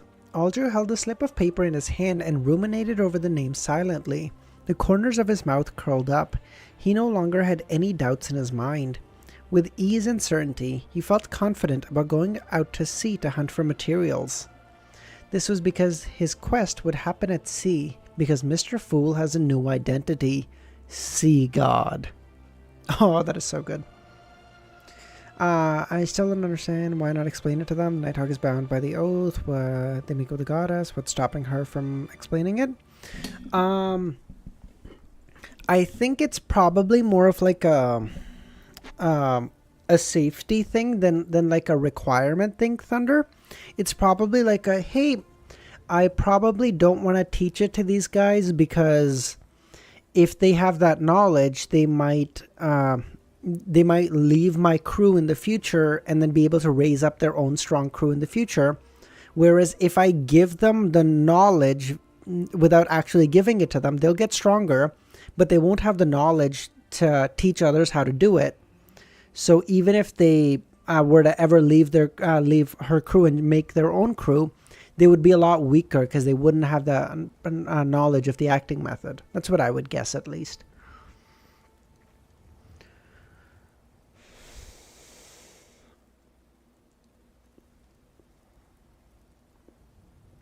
Having missed the morning's blue planet, Danitz waited until 4 in the afternoon to attempt the soulfall ritual while Gearman was out.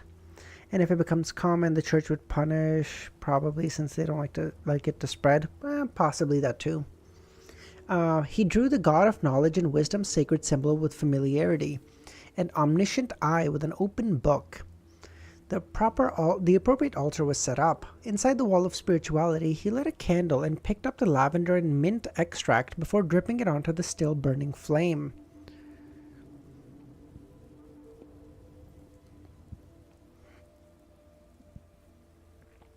A refreshing fragrance filled the air, and Danitz burned several more herbal powders.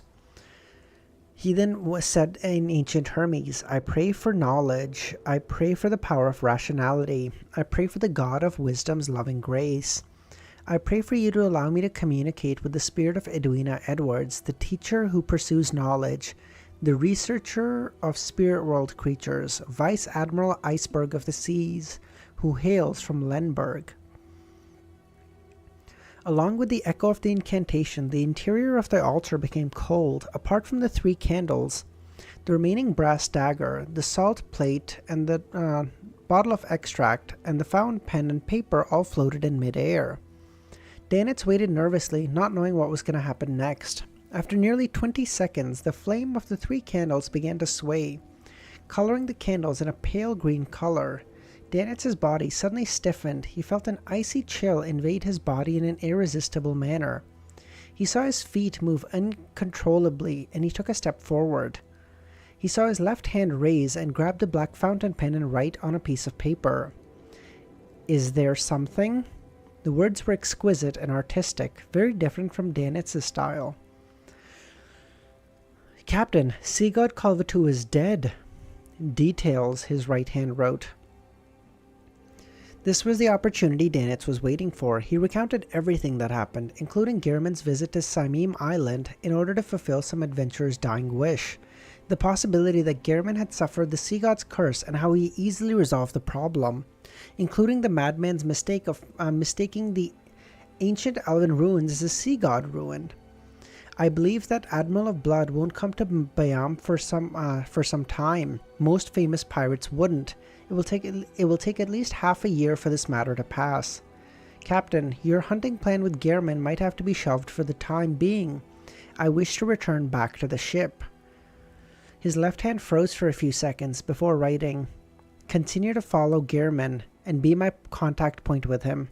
"Captain, you can teach him the soulfall ritual." His left hand wrote, "This can only be done within 500 nautical miles, and in the case of the person holding the ritual, it would be quite risky for him. And you know our points of contact on various islands. Those are things that cannot be told to outsiders."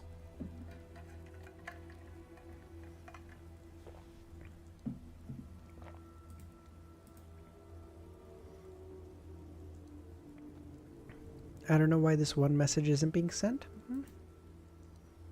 I don't know. You're a mod. You should be able to send whatever, basically.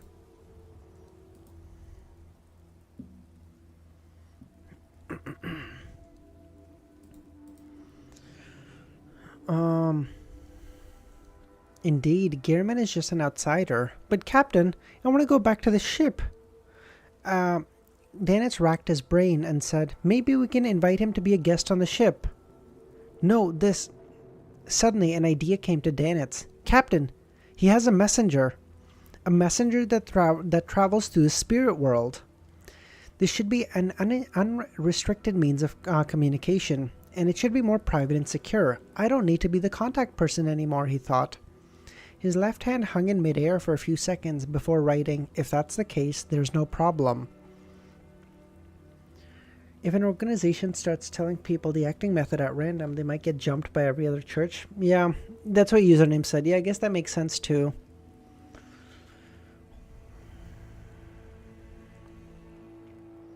As the New Year's holiday comes to an end, it is indeed time for you to return to the ship. You have some talent in languages, but you still have quite a few problems in other areas. You need to attend more classes and work harder. Danitz opened his mouth, but nothing came out of it. He suddenly felt that returning to the Golden Dream wasn't anything to look forward to. The grass is always greener on the other side. It doesn't matter what it is, it matters that it feels like it's better than what I have. In the evening, Klein returned to the inn. He didn't find a suitable target for acting despite an entire day's work. Due to the sweep from before, many pirates and adventurers that were wanted were arrested. The remaining ones were hiding cautiously, not daring to go out. Whether it was bars, casino, or brothels, business was poor. So this is the situation. Danitz came over. "It would be my first time using the soulfall ritual, and I don't have much confidence. I did a test ahead of time, and it succeeded. I managed to talk to the captain, and she believes there's no chance to hunt the admiral anytime soon. She plans on summoning me back to the ship. As for us communicating, don't you have a messenger? You can use it to send a captain a letter." "My messenger was given to me by a big shot. It's not mine. Moreover, the messenger can only send messages back and forth between the owner and the owner of the token." "Yes, it can also be between the host of a ritual and the owner. That reminds me, I have to find a way to get a messenger of my own, or many things will be inconvenient. As for how to do this, I'll obviously write to Mr. Azek. Klein pulled over a chair and sat down. Tell your captain I have a way to find the Admiral of Blood. Huh? Tell your captain. Finish my lordom, champ. Gonna go to sleep now. Alright, devil. Have a good night, buddy. Danich shivered, but he didn't dare make an inquiry. We'll have to wait until the next blue planet, which is between 11 p.m. and midnight tonight. Very good. Klein smiled. But Danich wasn't happy at all. Azek is always so helpful. Dude, actually, my go. The food, Klein stood up, recollecting a special dish he had eaten for dinner, and headed for the bedroom. The food was called tiativa, and translated into Lone, it was meat within fruit. What? If it was fruit within meat, I feel like that sounds fine, because it'd be like sweet and savory. But meat inside fruit sounds awful. What the fuck? Am I the only one? Meat inside fruit. That sounds horrifying.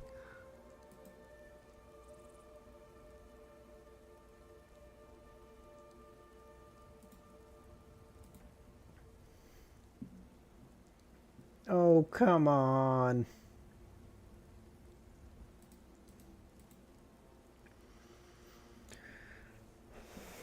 Close, whatever it describes the food. I don't really give a shit. Klein first wrote a letter thanking Mr. Azek for his earlier guidance, then asked again how he could get a messenger of his own. After folding the letter, he took out the copper whistle and summoned the messenger. The messenger didn't stay and disintegrated the moment it took the letter.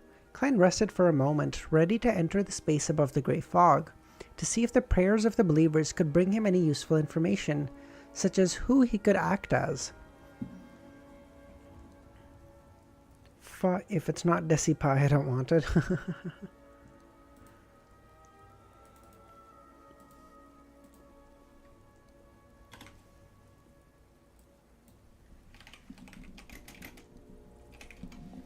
See, that's a title. Holy shit.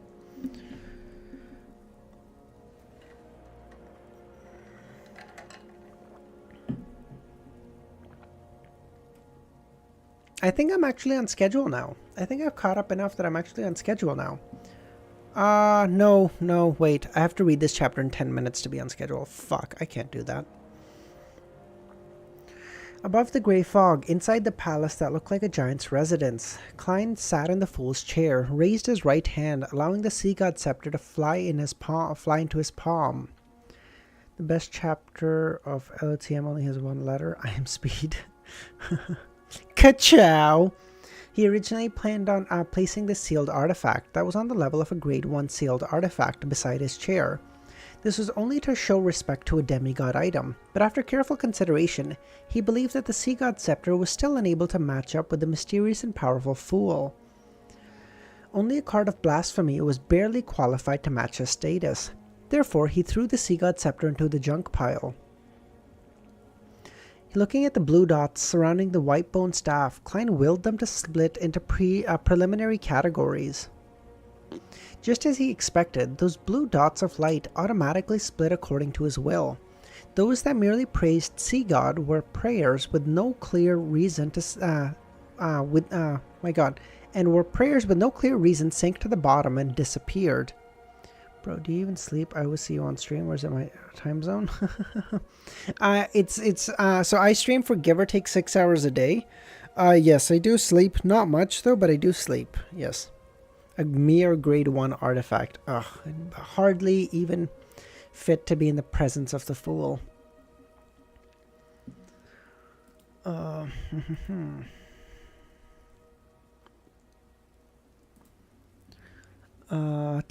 Just as he expected, those blue dots automatically split. No, already read that. Those regarding confessions and pleas floated upwards and came to Klein's palm. Following his spiritual intuition, he tapped one of the letters, or one of the latter. All of a sudden, he saw a tall, surging wave and heard the violent whistling of a gust of wind.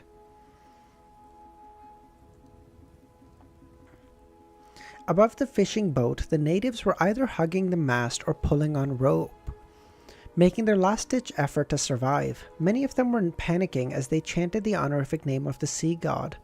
Noticing the ongoing prayer, Klein lifted the scepter. At the tip of the scepter, the blue-colored gem emitted a halo of light, one after another, before they connected into one and shone onto the scene.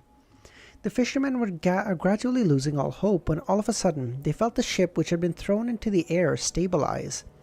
They looked around in amazement and saw that the mountain-like waves had calmed down at some point, and the raging winds were slowly calming, turning as mild as Zahar beer. Milky white scepter? Scepter. Bite me. The overbearing dark clouds dissipated, and a storm was forcibly pushed back by mysterious force. Can't leave out the description each time? Watch me. I also don't call him Sea God Kalvatua, I just call him Kalvatua. Fuck him. The fishermen quickly recovered from their dazed states and understood what happened. How else will we know it's milky white? How many times have you read this novel username? Tell me. Sea God has protected everyone. Sea God has shown his majesty. All of them prostrated themselves on the deck, spread out their hands, and placed them into their mouth, reciting the honorific name of the sea god. Thank you, praise you, adorer of the sea and spirit world, guardian of the Rorstad archipelago, ruler of the undersea creatures, master of the tsunami and storm, Kalvatua. Above the grey fog, Clyde felt a little depressed. I was the one that saved you. Why are you thinking that, bitch? That sea serpent only deliberately created hurricanes, set off waves, and intimidated you. Klein fell silent for 2 seconds, then burst out laughing. Kalvatua is dead, and the current Kalvatua is one of my identities. Why would I be in a bad mood when someone thinks my other identity? I only did once. Can you please describe? I'm not a fanatic. Wait, username, have you actually only read once? This is something a faceless has to take note of when acting for real. To fully immerse myself in the role, treating all emotion one receives as their own, but also never forgetting who they are, just once. My god, someone with your level of knowledge, I really would have expected you read it more. Good for you. Failure to pay attention to it can result in an abnormal state of mind. Once a beyonder state of mind becomes abnormal, they aren't far from losing control. After thinking for a while, Klein let out a sigh and chuckled to himself. Acting the role of the sea god has been quite rewarding after all. Although such acting doesn't provide feedback to the grey fog screening in isolation, nor does it facilitate the digestion of the potion, it can provide me experiences and lessons. Wrapping up his thoughts, Klein spread his spirituality to another point of light. This time the plea came from under a bridge. A woman with tattered clothing and a festering body was leaning against a corner, mumbling the name of the sea god as she made her final confession. Through her description, Klein seemed to have witnessed her short life. She was a native woman whose parents believed in the sea god. As a result, she inherited their faith. In the first decade or so, her father worked as a miner, repairing roads and laying the rails, while her mother focused on temporary jobs, sewing, doing laundry, helping at the docks. Only then did the family barely survive. An abrupt change occurred 2 years ago, and her father suddenly passed away, and the Rorstad archipelago and the Rorstad Railroad Company had only offered them a pittance of a compensation. This pushed the family onto a path of no return. Subsequently, the girl was sold to the Red Theater by her mother. Although Emperor Roselle had long invented the condom, many pirates and adventurers were unwilling to use one in their desire. And since the Red Theater didn't enforce the use of them, the girl's resistance was ineffective. All she could do was submit, eventually getting infected with some disease. You missed why he died? Username, are you actually... Okay. Yes. The father had died due to a road repair accident. Yes, since I scan before I'm reading, I skip out. I skip stuff that like I read it internally, but I don't say out loud stuff. I don't say out loud everything. God damn. Okay. The manager of the Red Theater had tried to provide her some simple treatment, but seeing that she wasn't getting any better, she was chased out because the cost of the follow-up treatment was obviously much higher than the cost of buying another girl. Not only was the ill girl unable to find a new job, but she didn't have much money to rent a house. Her mother and younger siblings had long since disappeared, perhaps already dead or abducted to become slaves. The girl became a tramp and lived under the bridge. She managed to survive for some time due to the food and free medicine provided by charities. But it was ultimately a short period of time. Her illness got worse and worse, and her body became weaker and weaker. Very weak. Very quickly, she reached the end of her life. At that moment, she recalled the days when she was the most well-fed and dressed. She recalled the words that the pirates and adventurers would say. She whispered and prayed to the sea god, "I want to live like a human being." Klein once again raised his staff, but he found that this sealed artifact didn't possess the ability to cure disease.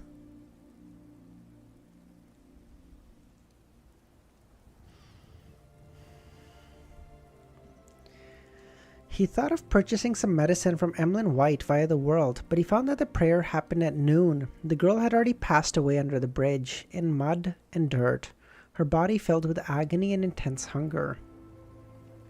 Klein was silent for a moment, then he raised the angle of the prayer screen to reveal the location of the bridge.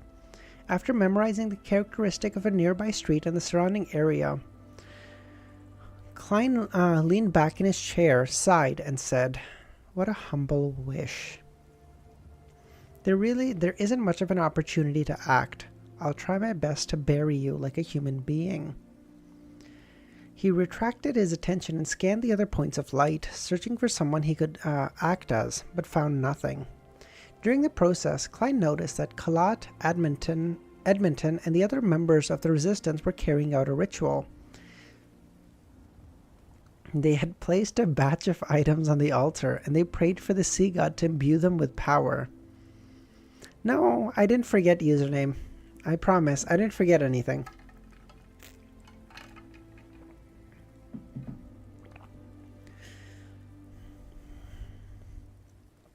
They had placed a batch of items on the altar, and they prayed for the sea god to imbue them with power. So that's how they received the Beyonder items they trade for. To be at the level of a demigod is truly different. Moreover, they're used to not receiving any immediate replies. It's as if they plan to leave the items on the altar the entire night. Apparently, that sea serpent called Vatua didn't respond immediately either. It depends on its mood, and whether or not it was asleep. Otherwise, it could only respond instinctively, unable to produce any Beyonder items in batches. Klein picked up the sea god specter, making the blue gems shine again.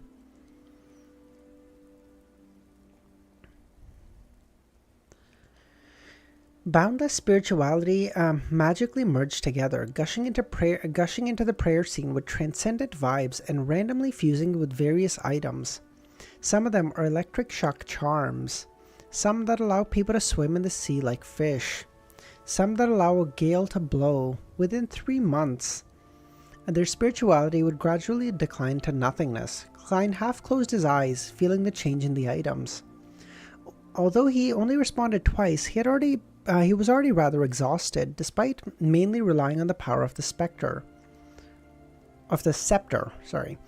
However, the first response had to do with him forcibly dispersing the storm and calming the waves, while the second was to simultaneously provide an enchantment to dozens of items. They were all at the level of a demigod, so it was rather draining on his spirituality. Even if I frequently used the sea god scepter, I wouldn't be able to last very long. On the other hand, the negative effects won't have a burden on me. I can attempt to use it at times. Yes, the situation with the resistance reminded me. I can also pray to myself and make a bunch of charms, mainly to allow me to do things underwater. This way, even if I'm in a sea battle, I won't be so restrained.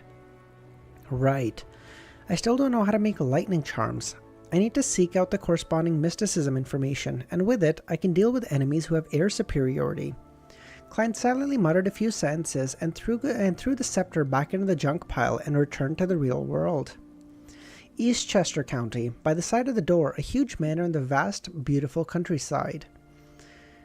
Audrey Hall was dressed in a waist-fitting black riding suit with a simple blouse lining her insides. She skillfully sat on the back of a brownish-red mare without showing the slightest sign of wobbling.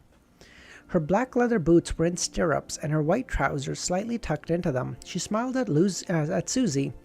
"I'll wait for you at the edge of the woods." With that, she bent down with the whip in her hand and let the brownish red mare gallop across the field. Compared to the gorgeous yet gloomy family castle, Audrey preferred the beautiful manor and the scenery of the countryside. One handsome horse after another came running out. The riders were servants and maidservants, and their only mission was to protect Miss Audrey. Susie was also happily running, a feeling she couldn't experience in Backland. Moreover, she and Audrey would have a little adventure today, and that she was exploring an ancient tower in the forest that had collapsed a long time ago. The valuable items there had long been taken, but there had never been any accidents that happened there. It was a perfect place for an inexperienced person to practice her abilities. The only problem was that it would be dark in 2 hours, and there may not be enough time. Bro, Audrey doesn't prefer the opulent villa? Yeah, nor do I. Fuck that. I have to keep saying it. The message late at night. Oh, Azek gets back pretty quickly. Good for him. I love how despite everything Azek is doing, he will always reply right away. Azek is that friend that, like, you could miss his message, reply after like 2 business days, and he'll reply to you within 45 seconds all the same. My goat.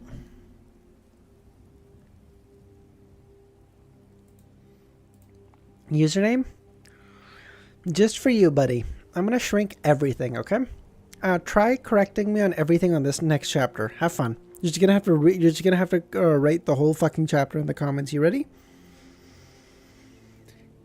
Chester County was cold in January with snow piling up. Trees were withered with beasts hiding themselves, making it appear lifeless. Are you halfway through? 555. Yes. I'm actually Control-C, Control-V, you bitch username. No, you can't do that. You have to find the words that I didn't say. Come on. Yes, I'm halfway through. I have 4 more chapters to go out of 9, so a little over halfway even. Audrey led Susie around the tower several times while surrounded by her attendants, but they found nothing. There were only piles of bricks and wood in the gaps that were, and in the gaps there were weeds and corpses of tiny critters. Do you know what you're asking for? I do, username. Go ahead. Audrey thought that she could find some murals on the wreckage of the walls, allowing her to decipher the origins of the tower and use the appearance of some beasts to practice her beyond her skills. But she was only very disappointed. This isn't an adventure. It's just a stroll on horseback.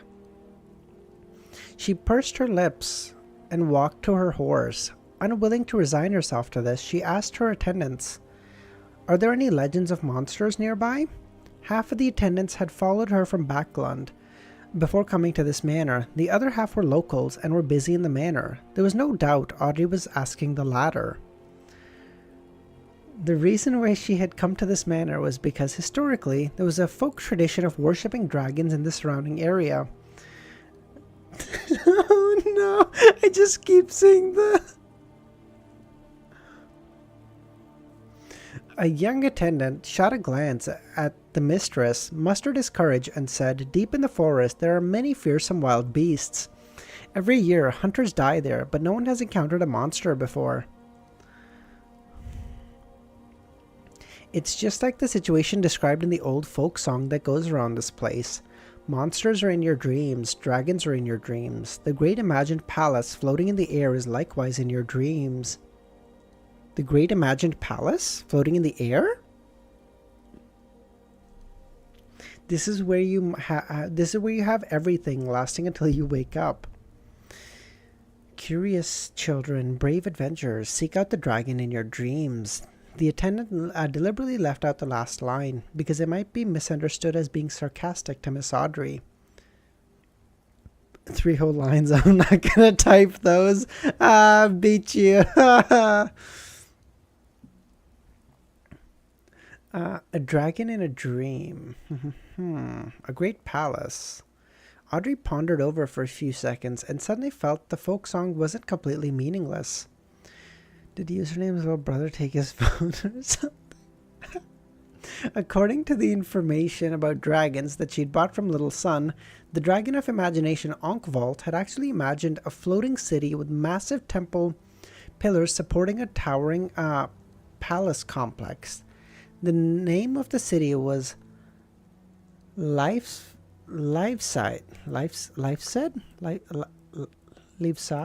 What is this? The City of Miracles. How do I pronounce this?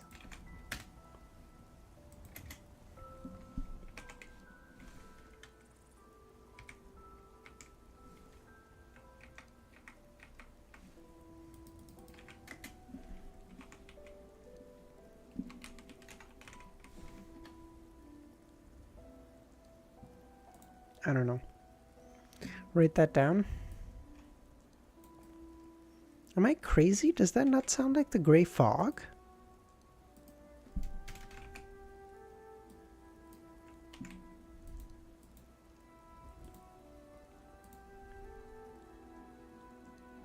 Livsid is how I pronounce it? Okay.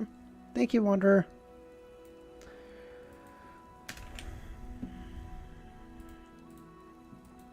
In dreams, the spectator pathway comes from the mind dragon, involving the conscious, subconscious, the sea of collective subconscious, and the sky of spirituality. No matter how you look at it, it involves the dream domain.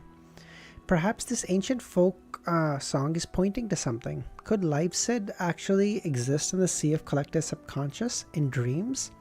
But a dream is purely in the mind.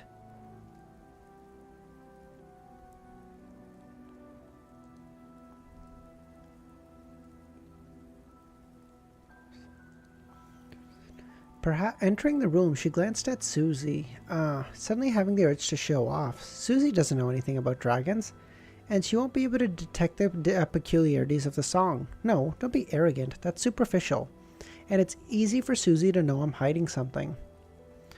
Susie, what do you think the folk song's about? I have a nagging feeling that it's not as simple as it seems. Audrey, I'm only a dog. Livsid? Okay. Definitely wouldn't be able to tell. In a forest in the Blue Mountain Island, because of his agitation and excitement, Kalat didn't sleep at all. Sitting on the wheelchair, he inspected his surroundings as if he had found a reason to live apart from revenge. You missed a serious thought? I did. I missed a lot, username. But again, I didn't miss shit, motherfucker. We need to know, Susie seriously thought before saying she's just a dog. Comedy. Yes, but it's way more funnier for me and everyone involved to watch you do this than for me to say that sentence, username. So trust me, this is way better comedy. Trust me. Because of his agitation and excitement, Kalat didn't sleep. Sitting on the wheelchair, he inspected his surroundings as if he found a reason to live apart from revenge. After making a full circle, he returned to the altar to pray again. He remembered the contents of the 10 Commandments. He knew that he couldn't use the sea god's name in vain, so he planned to use the relative vague God as a replacement. Typing so slow compared to reading. Talking is so slow compared to reading, man. Praise. When he approached the altar, his gaze suddenly turned into a stare because the items placed on had an unusual aura. For example, a dagger didn't reflect any crimson moonlight, but it released silver lightning. They all had an aura. God has bestowed his grace. Up to this point, he no longer had any doubt regarding the transformation of Sea God. The thought hidden deep in his mind was dispelled. The revelation from God that previously said he will walk the land again was an implication he is reconstructing his image. The layer of meaning goes very deep, and we actually failed to interpret it before. Kalat propped himself up with his hands before prostrating himself before the god. Soon he returned to his wheelchair and headed for the residence of the high priest, Edmonton, and the others. He couldn't wait to tell them, to share with them the grace of God. At 11:15 in the evening, Klein sat in his chair and watched with a blank expression as Danitz held the soulfall ritual, memorizing all the details while he did it. It still requires help from the spirit world. He made a preliminary judgment. Guys, how much time does it take you to read 10 chapters of Lord of the Mysteries? Well, on stream, 3 hours. If I'm just reading it for me, an hour, maybe. Like, I'm about 3 to 5 times faster if I'm just reading in my head than reading out loud.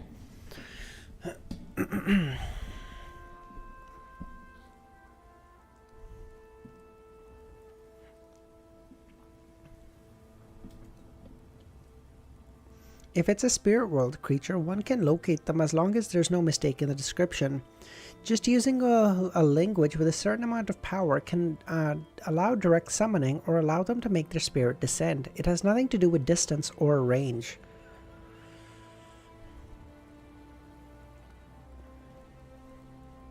To a certain extent, deities have this trait too, but sometimes it's possible to get a response from them even if the prayer is in ordinary language.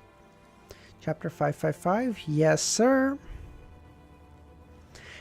At the level of demigods, they seem to have blended with the spirit world to a certain extent. That's why one can point them towards an accurate description to receive the possibility of a response. Zany, are you Dr. Z?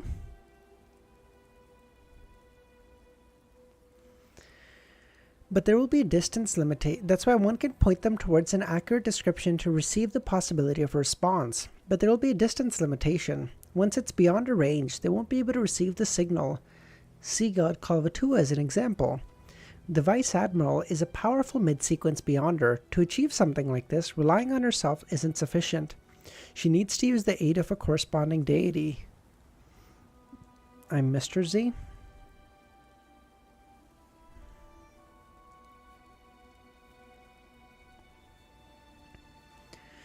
And use a precise and unambiguous description. Furthermore, there are restrictions on distance and range.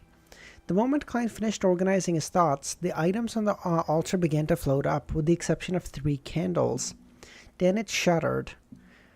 Very soon, he let out the female voice of the Admiral, or of the Vice Admiral. Good evening. Klein hesitated for a moment before saying, I have a way to find the Admiral of Blood. What? They use the latest wireless telegraph technology. I received the frequencies and passcodes from White Shark. Wireless telegraphy? You know such things? A little. Have they discovered that? Are you referring to whether Admiral of Blood and Company have discovered the leak in their frequency and passcodes? In theory, they should have since their intelligence officer, Old Quinn, died at the hands of the Hanged Man. However, wireless telegraphy hasn't reached the level of wide-scale adoption yet, so it's easy to ignore security risks. Perhaps. But we can try. As long as I can listen in on the frequency, there's a high chance of finding the Admiral of Blood. As Sea God, even at the level of a demigod, making it difficult for me to know about matters in neighboring seas like the back of my hand. I can still control sea creatures and ask them to seek people out. I'll have Danetz help with the surveillance. Okay. When the soulfall ritual ended, Danetz watched Gehrman take out a sizable piece of machinery and its corresponding accessories. What is this? He asked. Radio transceiver. Where did you get it? Outside. As he spoke, he tossed the manual and information on the frequencies and passcode to Danitz and went back to sleep. So this is what he does on his trips out? Danitz felt as if he understood something. After much reading and experimentation, he finally mastered the usage of the radio transceiver and settled back into his chair. He was soon snoring away. Without knowing how long he slept, he was suddenly awoken, astonished to hear rhythmic clicks. What? Danitz rolled to his feet. He saw the radio transceiver in the dim room working on its own. What is this? Danitz conjured flames in his palms as he inched forward. The scene reminded him of horror stories that that pirates often spoke of when they were bragging. It took me a minute to read a page, 8 minutes for a chapter. 8 minutes for a chapter is pretty good, Zany. That's about what we all said, right? Because I said 10 chapters in an hour. That's 6 minutes a chapter. So that's like pretty standard, dude. Don't like that. Yeah.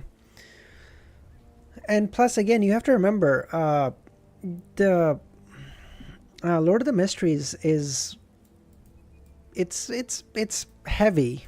You got to read it slower than some other nondescript bullshit that you could read, right?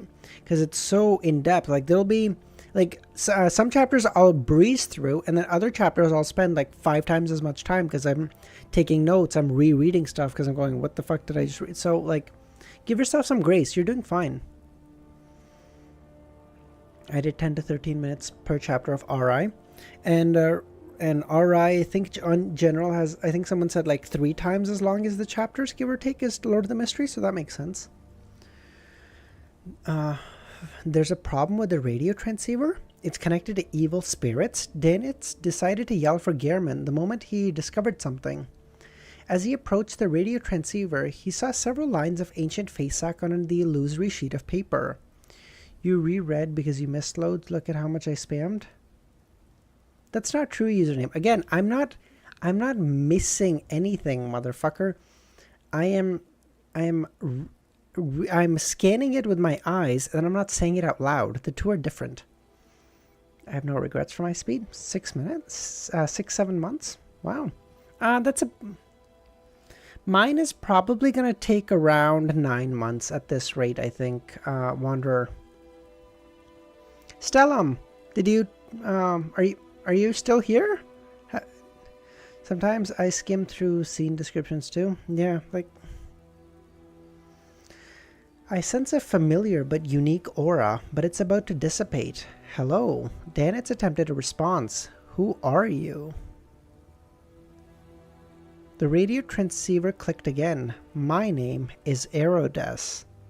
In exchange, you have to answer one of my questions.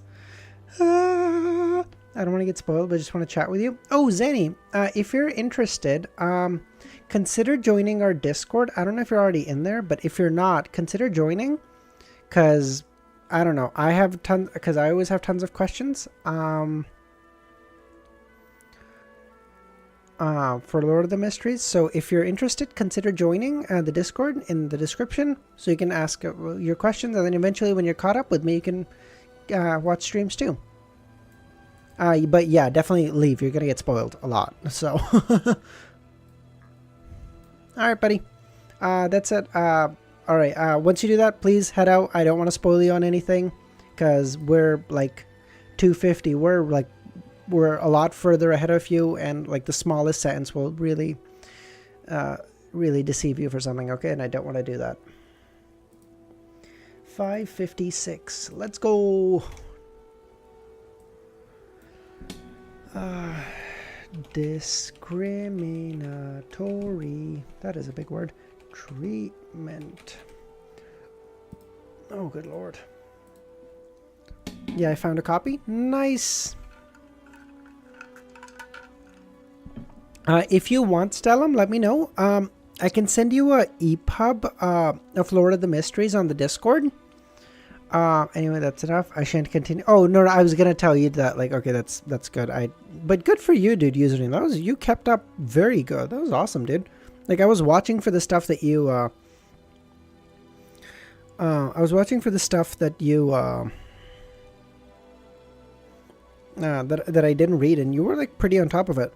If you want, Stelm, let me know. I can send you an EPUB version of the entire Lord of the Mysteries novel that I have. It's just nice. And then that way you don't have to go through whatever website you're finding it on. And then also this one has apparently what is a really good translation as opposed to shitty translations, which is what I was reading for the first little bit. This is a lot better. You did your dailies? Good man. All right, join the DC server. Farewell. Have fun reading. You too, buddy. Farewell. Have fun reading. I hope we'll talk in the Discord later, and hopefully I'll see you when you're caught up.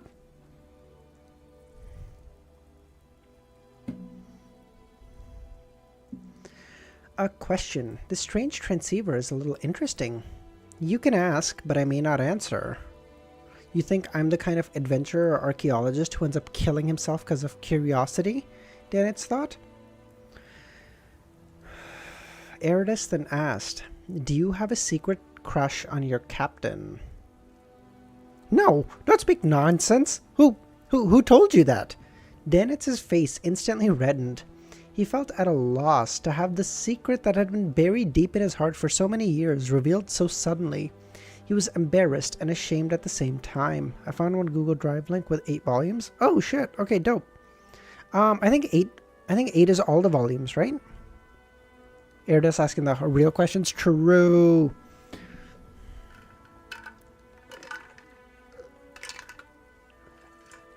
You don't want to say clickety clackety? No, I don't. He felt at a loss to have the secret, read all that, but at the same time, he was also shocked and confused to how this matter had been discovered by an outsider. He never told anyone. Danitz opened his mouth. I refused to answer. What a silly question. The radio transceiver then spat out more paper. Then let's change the question. If you really don't like her, who can endure such dry and boring lessons? Isn't that right? No, it's because I'm not strong enough to beat her. Danitz blurted out. Before I got banned, I sent 23 people to EPUBs.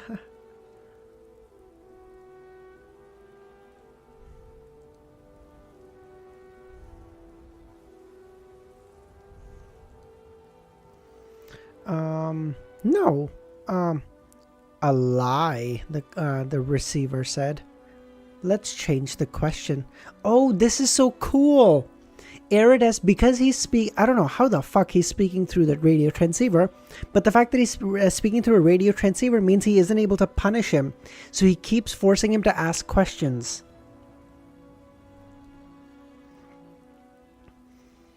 Oh, because normally if he got an answer wrong or he lied, he would have been hit with lightning. But Eridus can't do that through a typewriter, so he's gonna be like, okay, I'm just gonna keep asking you the same fucking question, you bitch. The type of female you like is beautiful, powerful, mysterious, intelligent, and someone who is able to step over you, right? Jesus Christ. Danitz's lips quivered as he felt as though flames were seemingly rising from his body. At this moment, he felt his state of mind explode, as if someone had stripped him naked and tossed him into the street.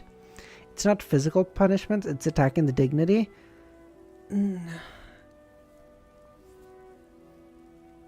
Kind of, but... Subconsciously, he looked around in panic, searching and avoiding the gazes that might be cast on him. Then he saw the bedroom door had opened at some point, and Gehrman stood there, quietly. It was unknown how long he had been watching. You, when did you come out? Please tell me that you just opened the door, he prayed inwardly. From the beginning. As a seer, how could I not have sensed the strange activity outside, even in my sleep? Danitz's face turned ashen. He turned his body into a half circle and rushed towards the radio transceiver that seemed to be possessed by an evil spirit in a bid to rip out the white paper. But his hand went through the words without him grabbing anything. A scarlet red fireball formed in his palm again as he thought of blowing up the damn radio transceiver. Bruh, it's 1 a.m.? Yes, it is 1 a.m., Mikhail. I'm streaming for about another hour, then I'm going to bed. I have to get up at like 8 in the morning. 7:30 actually. Bro, Danitz is like, I'm just gonna blow up this whole fucking room. He's like, fuck it, I can't let anyone find out my secret. Did even attempt to finish that sentence? No, I did not. I finished building your Minecraft house? Wait, is Mikhail in the server?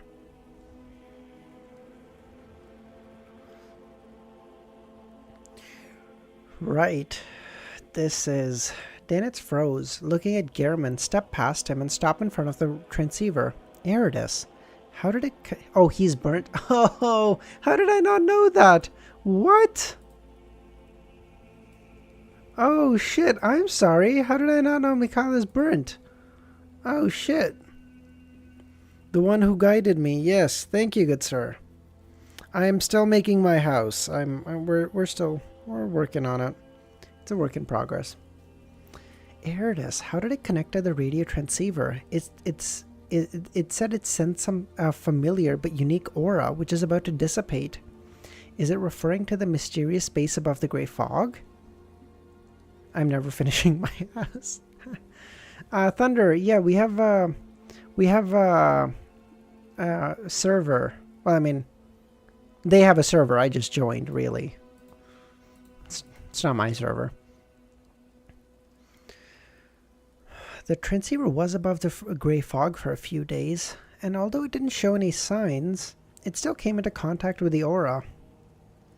And because of its own functions, it temporarily received some information from the spirit world and was discovered by Eridus? Wait, what kind of question is that? I'm Gehrman, a cold, crazy adventurer. I'm a professional. I can't laugh out loud. Klein suppressed the corners of his mouth and secretly took a deep breath. Username. Who's gonna send you the deets? You blocked Ramiro, no? Danitz stole a sideward gaze, like a prisoner by the gallows, waiting for the news to be released. Seeing that no change in expression from Gehrman, he was slightly relieved. He was glad that a person who had watched from the side was a madman and not a normal person. He wouldn't have any interest in such matters. Well, how can I add a username? It's Ramiro's server. If you want to join, I guess you'll have to join the Discord, and then Ramiro can put it in general, I guess.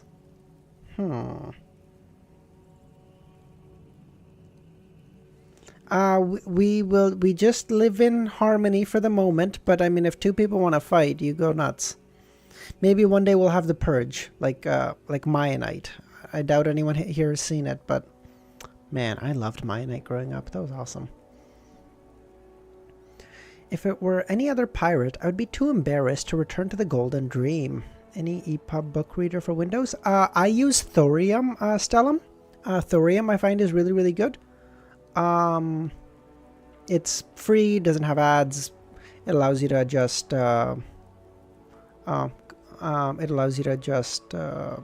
font size, all that bullshit. Has a dark mode, which is like all the stuff I need for a reader.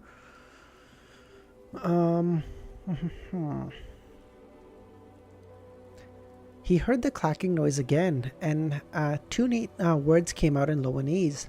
Your loyal and humble servant, Eridus, is honored to follow in your footsteps again, constantly in your service. This isn't the same evil spirit as Eridus from before. Klein, who went through the great difficulty to stifle his laughter, keenly caught on to a problem. Eridus wasn't here in person and had likely used the spirit world and the radio transceiver's special function to send messages remotely. Therefore, when Danitz refused to answer the question, it was powerless to punish him. That's interesting. In the future, I just need to place the radio transceiver above the grey fog for a prolonged period of time, and be able to make it turn into a unique item that receives spirit world information from ghosts. Unfortunately, by the law of conservation of beyonder characteristics, even with the augmentation of the grey fog's aura, the abilities would dissipate bit by bit. Yes, to maintain an ordinary item's extraordinary traits without the use of beyonder characteristics, there's another method, according to my knowledge in mysticism. That is to carve the honorific name or the true name of an angel or even a deity in a language that can stir the power of the powers of nature to it. This would be, yes, I downloaded it, but it wasn't able to increase the width spacing. At the moment the villagers entered the chamber, they started to multiply. I truly am an expert. Let's go, Romero. Nice. This would be the equivalent of borrowing the target's mysticism and powers. Of course, the premise is that they agree. I can't do it myself. At least the piece of paper that I previously used as my bank passcode is Ancient Hermes hasn't undergone any abnormal changes. For real deities, I know only the true name of one, the primordial demoness, Cheek. If I get her honorific name together with her true name, what will happen when I engrave them in Ancient Hermes onto the radio transceiver? Will it release viruses? Will it appear more aesthetically pleasing? Will it release viruses? Can you imagine? As the transceiver spits out paper, it also spreads out STDs, and it's like, oh god, what is happening?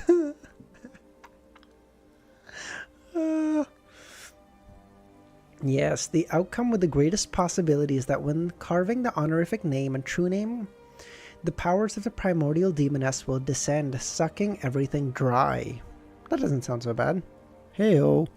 This is an extremely, extremely precise supernatural direction. Strange thoughts flashed through Klein's mind until Erdes greeted him. Perfect. This is a magic mirror that can answer my questions. Klein turned his head and said to Danitz, "Go out and guard the door." All right. Without any hesitation, Danitz rushed out. He was afraid that the demon named Erdes would ask him more questions. Klein then turned to the mirror and said, "I have some questions. This is my honor. Can I address you as Master, the great existence above the spirit world?" You're too obsequious and too shameless. Why do I have a nagging feeling there's a problem? You can use any form to address me. Yes, Master. What's your question? Where can I find mermaids? To the east of the Gargas archipelago. Sail the sea route for a week and there's a chance of meeting mermaids. However, the mermaids are all believers of the Evernight goddess. Why are the mermaids believers in a god? What the fuck? This is a little amazing. It's within expectations, but also surprising. Erdes continued to type. If it bothers you, you can continue heading east, but that will be very dangerous. That place is no longer a real ocean, but the ruins of the War of the Gods. Of course, you definitely wouldn't mind that.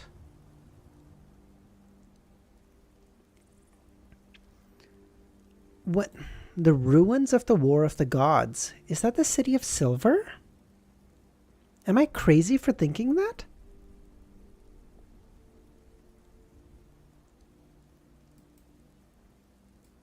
The ruins of the War of the Gods. That feels like it would be the City of Silver in my head. Who said that? I was still imagining that with the Sea God Scepter, I would have a chance of entering even the most treacherous of seas. Now you're telling me it's a sea evolved from the battlefield of gods? Indeed, there was a War of the Gods in ancient times, the time when the Creator reclaimed the ancient gods' authorities. Klein didn't make comment as he watched Erdes produce more words. In addition, there are reared mermaids in the Evernight Church's headquarters, in the Cathedral of Serenity, as well as the Sleep Cathedral on Denos Island. In addition to the Holy Cathedral, there are mermaids on Denos Island? The former is too dangerous. They have grade 0 sealed artifacts and powerhouses at the level of angels. The latter could be considered. Transform into a nighthawk or a bishop and sneak in and listen to the singing and consume the potion. That's not right. The church rears mermaids to target faceless beyonders.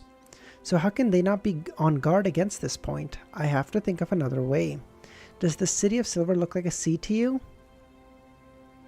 Okay, smartass. The City of Silver does feel like a fucking island to me, and an island would be in a sea. Smartass. Nagito, how's it going, man? Add those to your notes? Yes, I will. I'm just going to finish this chapter and then I'll add whatever I think is important to the notes.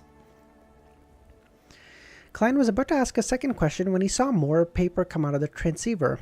Great Master, I must abide by certain rules. You must answer a question of mine in exchange. He didn't do this last time. Amidst the clacking, Erdest used words to spell out a question. What are you planning to have for breakfast today? Depends on what the inn offers. A perfect answer! Erdest was almost short of giving a round of applause. Without waiting for Klein to speak, it continued to type. The aura above the spirit world is about to disappear. I will await the next opportunity to be at your service, Great Master. After the illusory piece of paper was spat out, the radio transceiver stopped and lost its gloomy feel. Bro's a true ass licker, actually. How many days would it take above the grey fog before I can contact Eridus again? I'll use it for the method to remove the mental corruption of a Beyonder characteristic next time. Yes, this method should be used prudently. Eridus can use the special connection after the radio transceiver is tainted by the aura. Those who are stronger and more terrifying than it may be capable of doing so as well. If I keep doing this, maybe one day I'll get a telegram from the true creator or the primordial demoness. Any more theories on Eridus and the War of the Gods? War of the Gods. This makes me think it was the thing when Death died. I feel like if Klein was to tell Azek about that like, hey, if you head east from the Galapagos, whatever the fuck, and just keep heading east, then you'd reach the place tainted by the War of the Gods. Azek might recover some memories there. I don't have much beyond that though. What's your opinion on Audrey's PV? Very good. I thought it looked amazing. I would say it's ranked number 2 for me. Azek's number 1. But mainly probably because I like Azek as a character more.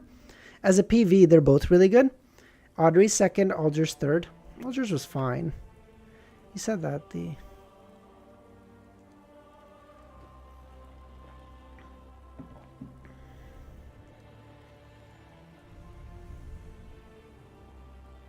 No, Audrey, then Azek, then Alger. Nah, I disagree.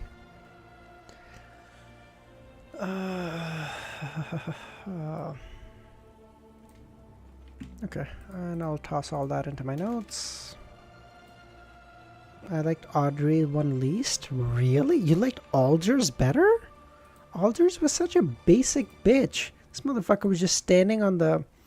This motherfucker was standing on the boat, swirling his brandy or whatever, and then there was some shot of the ocean.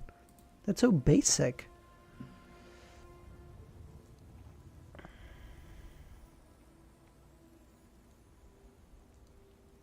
He said that the ancient god reclaiming his authorities from the ancient gods.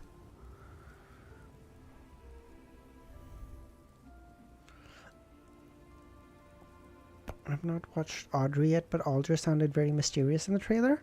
Yeah, if you're interested, Wanderer, it's on the channel if you want to watch it. It's like 50 seconds. True Creator was in Alger's PV. True. That's why it's also third. Get fucked.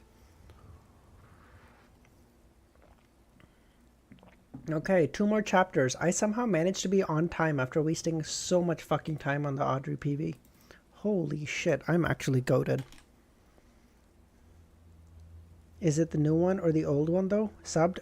No, it is not subbed because it was not available when I was uploading it. And it is the old one. Honestly, I don't think most people are gonna fucking care. The difference is small enough that it just doesn't feel worth it to take it off. It is not subbed though, which kind of sucks. I would love to have the subtitles available for it.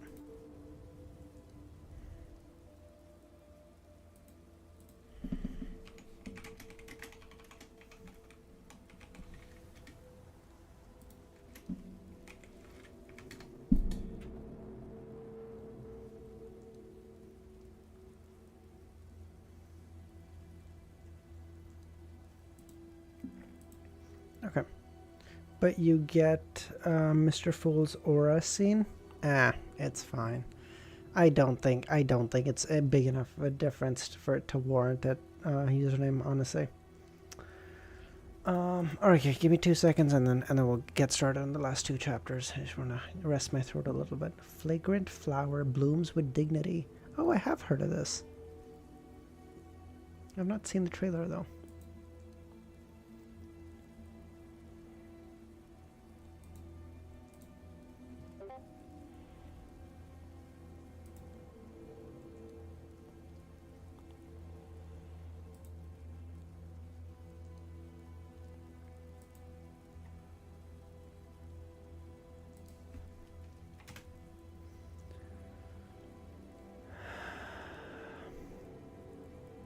Okay, sorry.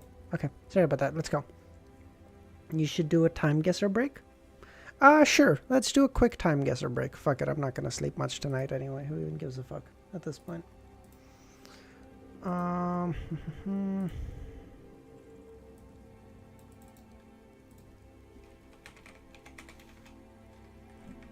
wait, no, it's past 1. Let's do the Lexicono. Lexicon. Yes, let's do this. It's past 1, so let's do this. This might take longer than I wanted it to, but fuck it. You guys aren't up to... I like Audrey's backstory very much. I don't know it yet, so... Bottle qualify. Bottle qualify. Qualify. Standard. Create. Make. Bottle. Medal. Tournament. Cup. Oh, let's go, username. That was so good. What the fuck? Oh shit, that was so good.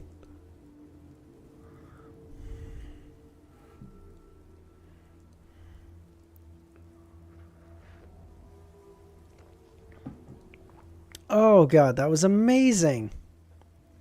I guess it's sometimes easy, sometimes impossible. Fuck yeah. Okay, that was much shorter than I anticipated, but fuck it. We ride. We ride at dawn, bitches. Let's go. I have to marinate a lot of... I did this one a little bit ago and mine was longer. Eastchester County, the Hall family manor. Audrey sat at the dressing table and lit a candle. Afterwards, she looked at herself in the mirror. From the slight swing of the light, her green eyes gradually became deep, making it impossible for anyone who laid eyes on them to shift their eyes away. Audrey, you have to remain lucid tonight in the dream, she said to herself softly. That was a simple psychological cue. You should get some sleep. 40 more minutes still, and 2 more chapters, then I'm going to bed. The ancient folk song she had heard at dusk had inspired her to explore her dreams and see if she could enter the sea of subconscious sea and the spiritual skies of all living things. By the way, we just hit 2,000 subscribers, so yeah, that's cool. Thank you, guys. That's awesome. Yeah, I'm awkward. I don't know what to say. Thank you very much, everyone, for being here. That's awesome. Yay. This was an experiment that other psychiatrists had never attempted. At least there was no similar experiences in the reference materials provided by the psychology alchemists. Perhaps I might be able to find traces of a mind dragon or even the city of miracle. Liv said. More subs, more chances I eventually get paid. True. Although we need like a lot more members for that. So if you guys can, consider joining our memberships. Thank you. You get early access to videos. You get a very cool Roselle right next to your name, as you can see with Ramiro and username. It looks beautiful. In time, that will become another cool character. I don't know who yet, but we'll find someone. Sharon cosplay to celebrate. Ask your mom. She was afraid that the mystical item had amplified her emotions would affect her while in her dream and cause unnecessary harm. Therefore, she removed it out of caution. After doing all this, Audrey subconsciously looked at her reflection in the mirror and saw little blemishes on her face. While wearing Lie, she felt that her beauty was intoxicating. Wake up, Audrey. That's only a lie. She lifted her right palm and caressed her cheek. At that moment, she was very glad that she had chosen the name Lie for that mystical item.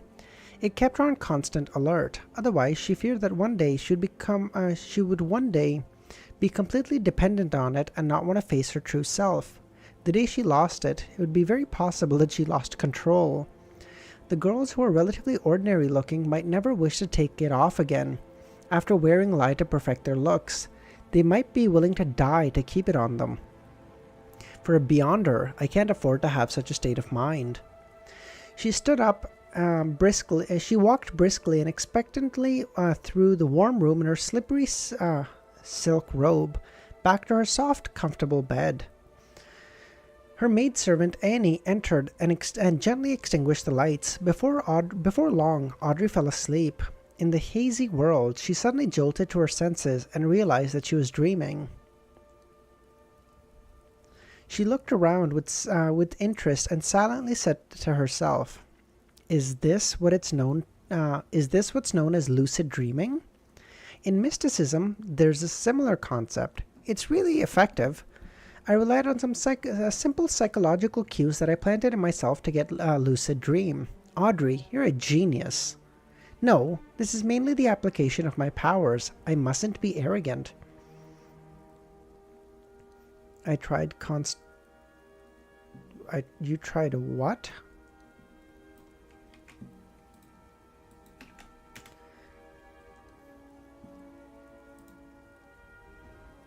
It didn't help with my... Oh, cogitation. I see. At this moment, Audrey had figured out what her current dream was. She was walking along a dark, narrow road surrounded by a dark forest. Ahead of her was the castle with its spires. The prolonged howls of the wolves, the slow and frightening gasps, the shrill and intermittent screams from every direction. I haven't gotten over the fear of Duke Negan's assassination. I'm still afraid that one day many Beyonders would attack my father, my mother, and my brother. Audrey dissected her dreams from the point of view of a psychiatrist. In this strangely real dream, she walked slowly towards the castle that was almost identical to the Hall family's ancestral house. As she walked, a figure suddenly jumped out of the dark forest. It was a gigantic dragon with golden scales all over its body. Its eyes were pale gold with vertical pupils, and its thick tail looked like it could sweep away everything. The dragon's facial features were the same as Audrey's. When paired with its body, it gave off an indescribable feeling of strangeness and horror. Audrey jumped in fright, almost waking up from her dream. Fortunately, I've been a spectator before. She was able to stabilize her emotions in time.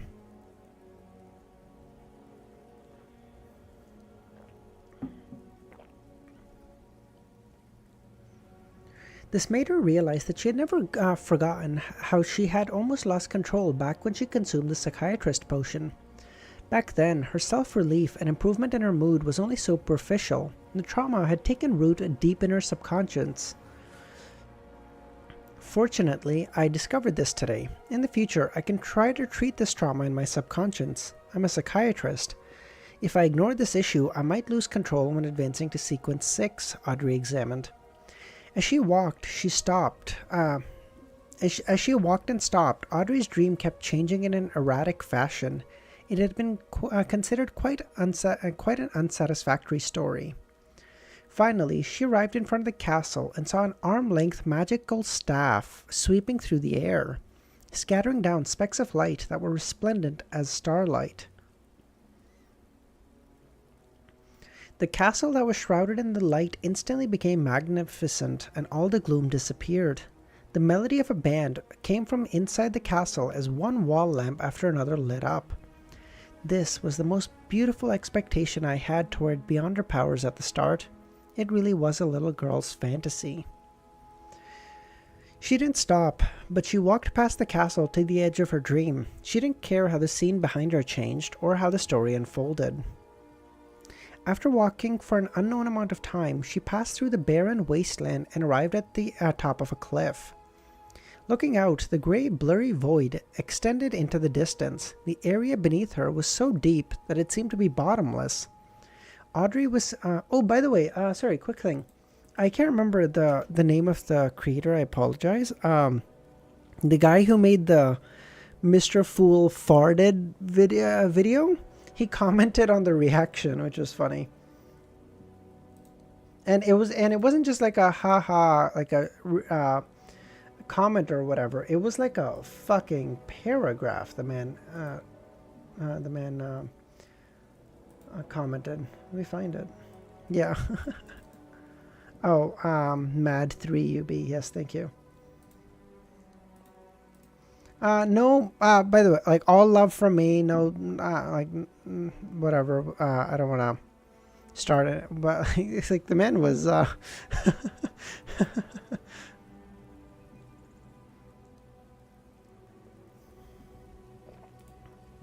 I just thought that was funny. Do...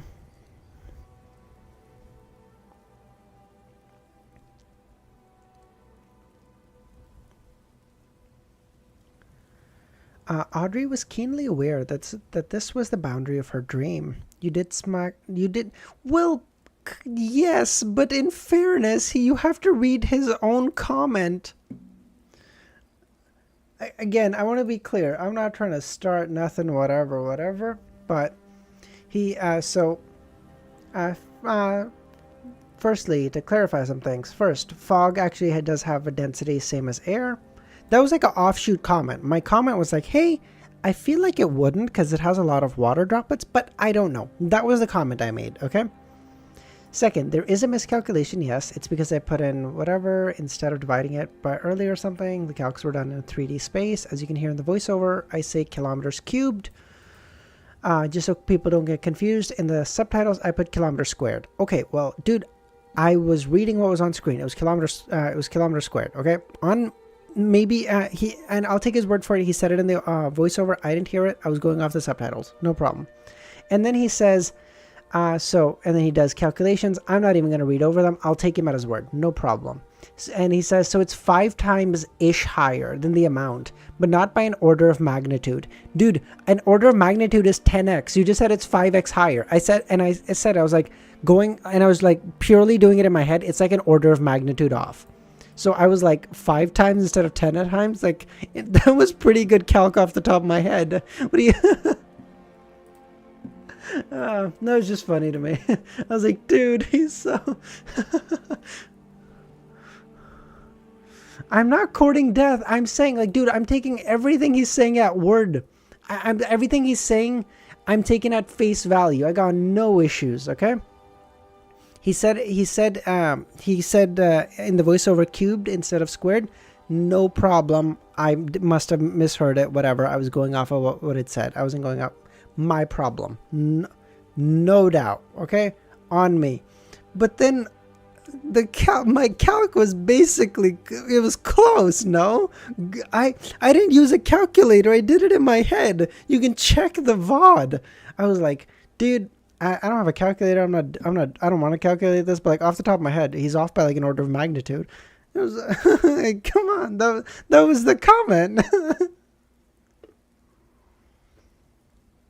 And dude, we're calculating the density of farts, dude. It's like, I like how me and Wiz are talking. There's another Yeah, exactly.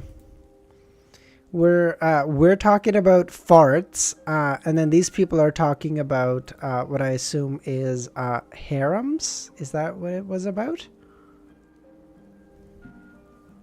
What the fuck is Throne of Magical Arcana? I don't know what that is.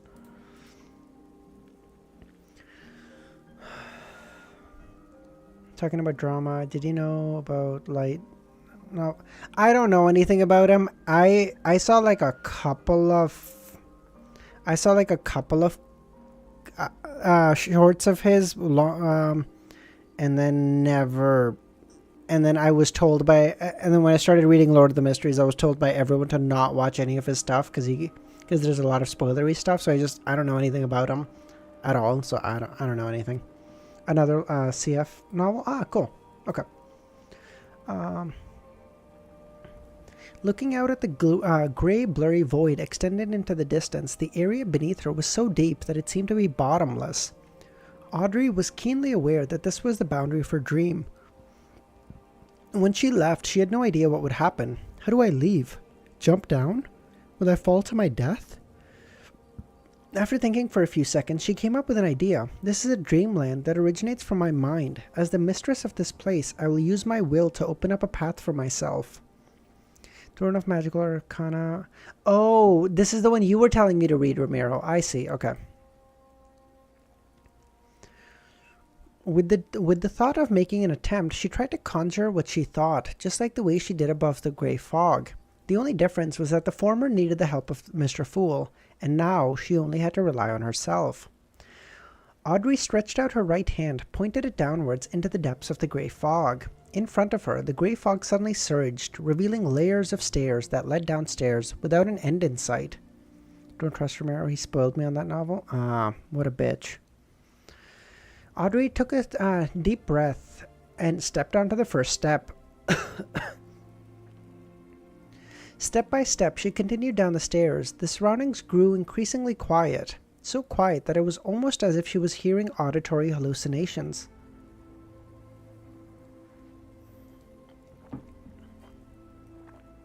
In this place, there was nothing apart from the grey fog. It was lonely and filled with the unknown. A howling gale blew in from different directions, causing Audrey to sway back and forth.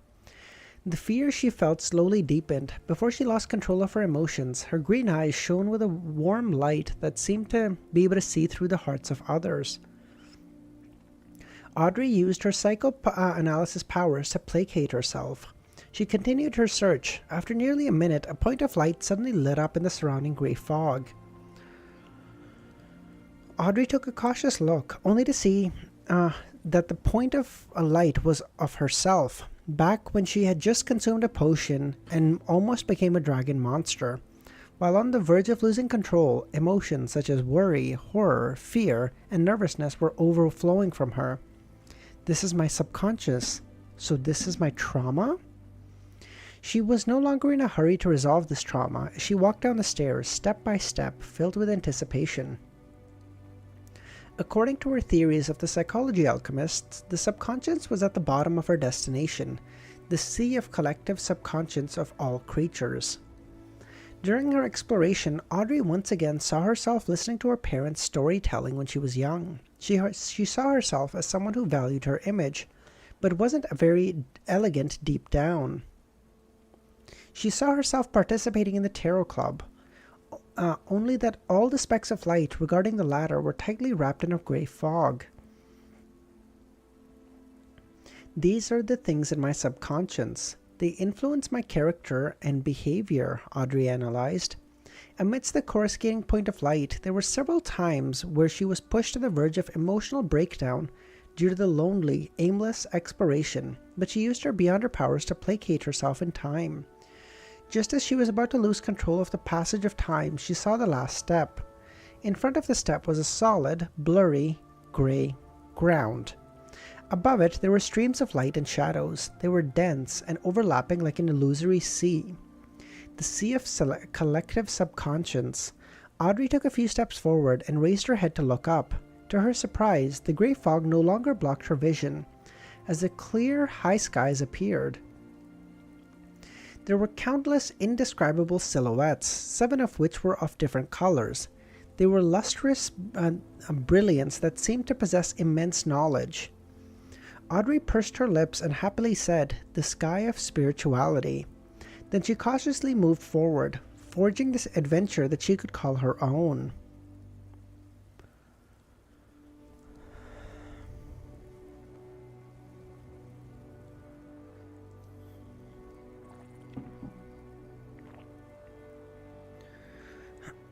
Those figures of light that formed the sea would flash past her from time to time. Audrey finally experiencing a tiny portion of Derek's subplot. That's actually what I was thinking. I was like, this is Audrey's first actually kind of scary thing.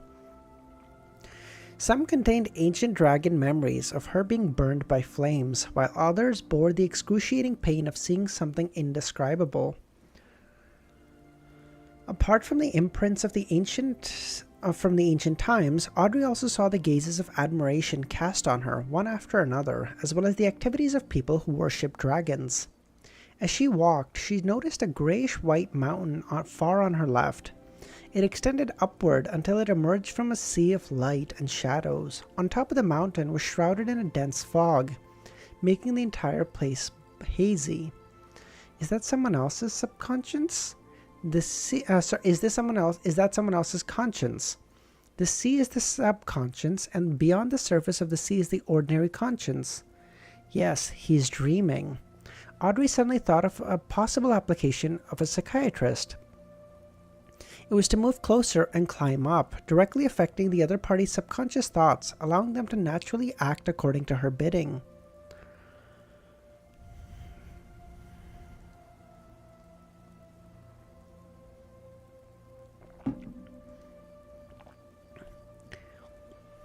She clearly remembered that her purpose this time was to seek out traces of the Mind Dragon in the City of Miracles, Liveside.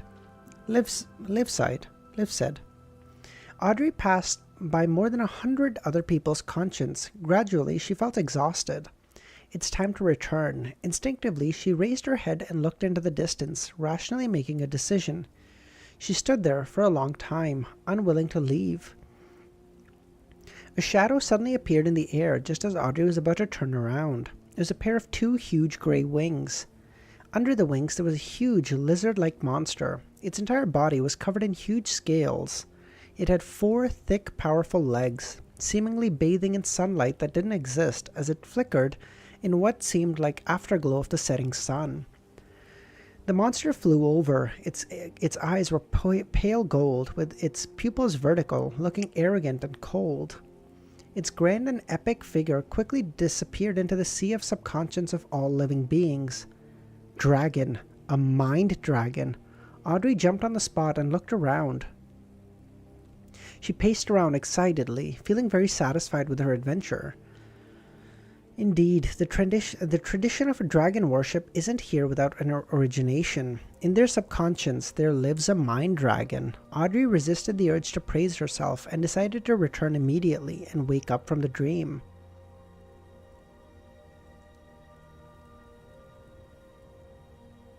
Mind dragon what?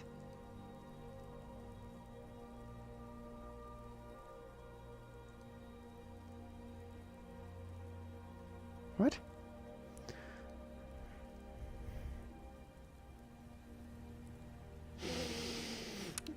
Oh, you bitch username.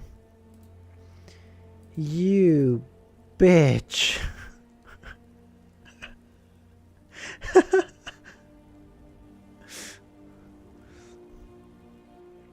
Wow. Wow, Gilgamesh is gonna come out of hiding just to hit me with the Gotham. Wow. Audrey then returned the way she came, entering the mountain formed by her subconscious. Then she woke herself up and successfully escaped from the dream. At that moment, Danitz was also permitted to return to his room. He glanced at Gehrman and said in an embarrassing smile, "You won't tell anyone what you saw, will you?"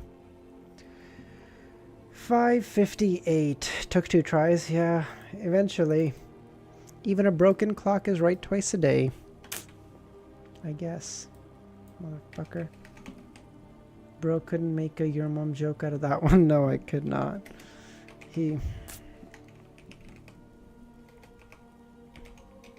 I mean, there was a quite obvious one, like, oh, that's what your mom said or whatever, but like, I'm a big enough man to take my losses when I get them, okay? That was a L. I took that one. He got me fair and square.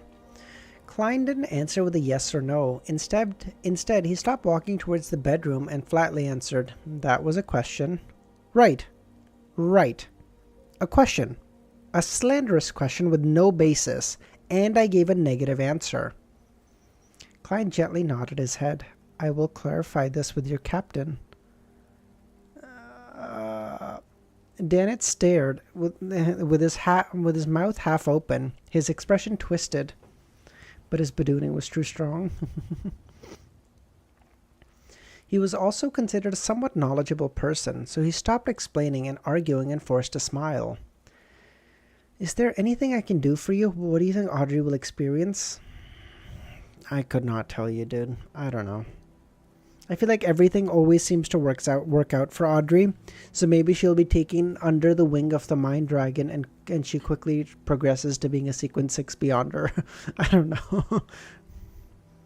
Klein took a deep breath and used his Klein powers to control his facial expression. "Monitor it well." "All right," Dennis quickly agreed. Seeing Gehrman turn around, he couldn't help but ask, "You're not going to clarify this with the captain, right?" "Monitor it well." The world is just too good for... Yeah, literally. Like, everything just seems to work out for Audrey.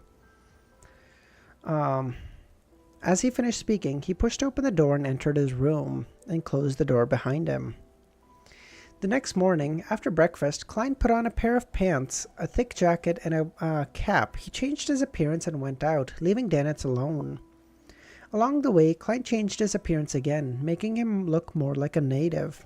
The rich get richer, truer words. He found a special store, bought a pair of linen gloves, a shroud, and a body bag. Then, according to the surroundings he had previously witnessed, he scanned the area around him for landmarks.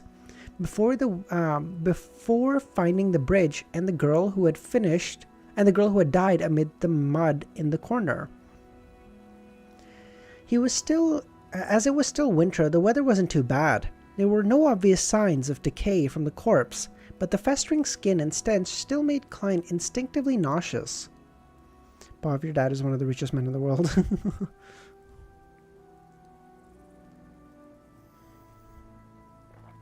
He didn't immediately come to bury the girl who wanted to live like a human being last night. Due to the recent events, Bayam was under strict curfews at night, as well as the fact that the cemetery didn't open till dawn.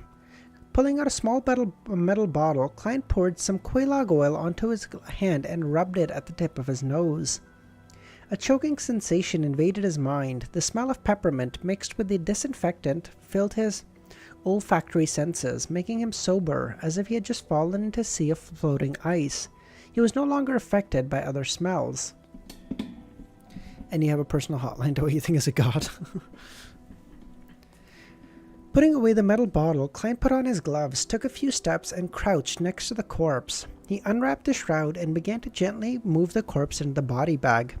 Carrying the bag over his shoulder, he deliberately walked through the most bustling streets of Bayam until he reached the outskirts of the city. Across the narrow road where the horse carriages couldn't pass, he scaled a mountain to its mountainside. There was a cemetery specially prepared by the Church of Storm and the Governor-General Office for the natives. As for foreigners, such as businessmen, adventurers, people from Lone, Intis, and Fainapotter who settled here, they had their cemeteries situated on the opposite side of Bayam. Klein climbed higher and higher and entered the unnamed cemetery, where he found the gravekeeper dozing off. "How do you want to bury him?" the gravekeeper pointed at the body bag. "If you want to do it for free, you'll have to wait a few days, until the corpses in the morgue accumulate a certain amount. Then they'll be cremated together and buried in the same grave. Of course, there'll be a priest who will do a send-off for the souls. 5 soli, and you'll have an urn and a niche. £2, and you'll get an urn and a grave with a tombstone. If you don't want him cremated, you'll need a coffin. You can pick one over there. They're priced differently based on the type of wood." Klein thought for a moment, then took out a 5 soli note and handed them over. "What's his name?" Klein, he didn't actually know how to write. The gravekeeper actually didn't know how to write words. He just wanted to draw symbols to help him remember. Klein paused for a second and said, "Bordy." "Bordy." The gravekeeper kept repeating it in a low voice and drew a symbol. Without looking up, he continued, "She can have an epitaph on the niche." Klein remained silent for a few seconds, then said in a low voice, "She is a human being." She is a human being? What a strange epitaph. Do you have a picture? I know you don't. Before he could finish his words, the other party handed over a photo. It was a portrait that Klein had drawn using the ritual. It perfectly reproduced the girl's photo before she fell ill. In order to not be suspected, he used the corresponding type of paper and some techniques to make the portrait look like a real photograph.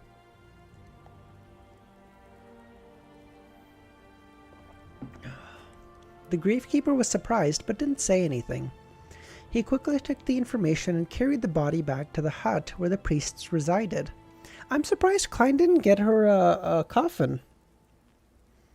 He has like 8,000 pounds. It's not like the 5 pounds would have hurt him. Unless ritual here is to be cremated and not buried. I don't know. After the send-off and the cremation, as well as the storing of ashes into an urn, the photograph was pasted on and an epitaph was engraved, putting an end to the entire matter.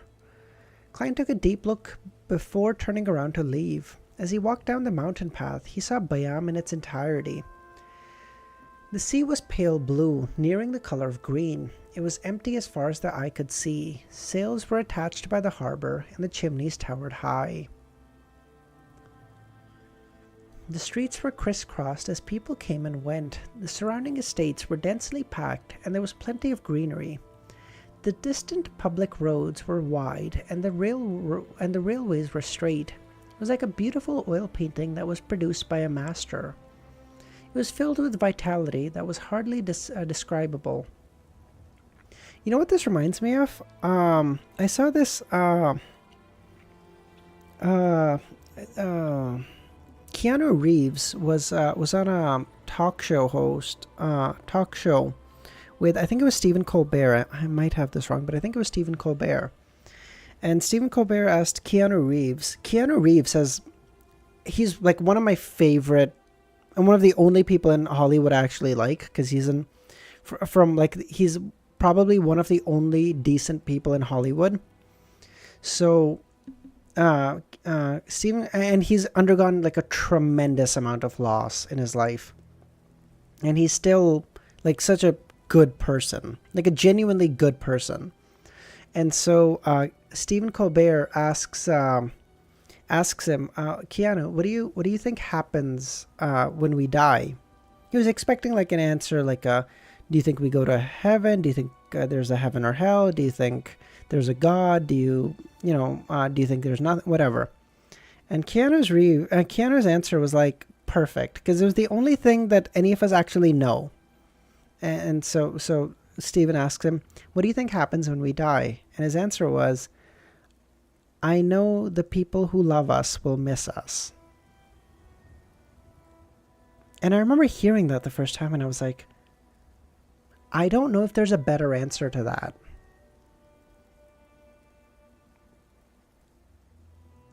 I don't know if there's anything more than that matters. And I was like, fuck. Because like, whether you believe in God, you don't believe in God, you believe in hell, you don't, heaven, whatever. None of that matters. I remember hearing that the first time, and I was like, fuck. That's the only thing I actually know happens. Like devil. Yeah, I'm still alive.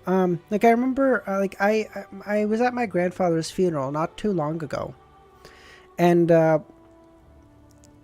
sorry, I don't mean to get super heavy here. What the fuck? But, and I was never very close with the man. That's the truth. It's probably not nice to say, but we lived really far away. My family never visited him a lot. The amount of time I've spent with him in my life is probably like sub 50 hours put together ever. Like I wasn't that close with him. But even still, just seeing him pass away was like it was like when I got the news, it took me like 3 hours to process.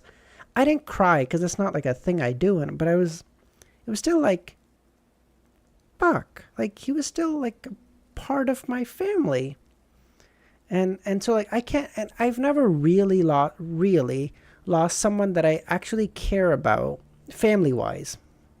I and I don't know how I would process that, and it's like fucked. I was like, so yeah, I don't know.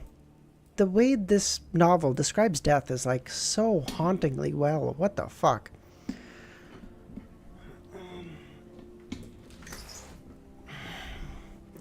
Isn't there a saying somewhere you felt like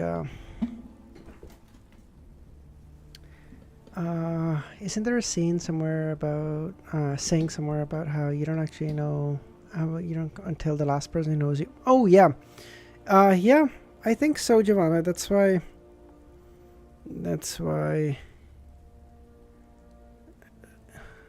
who is E.A. Nasser? Liola, how's it going today? How you doing?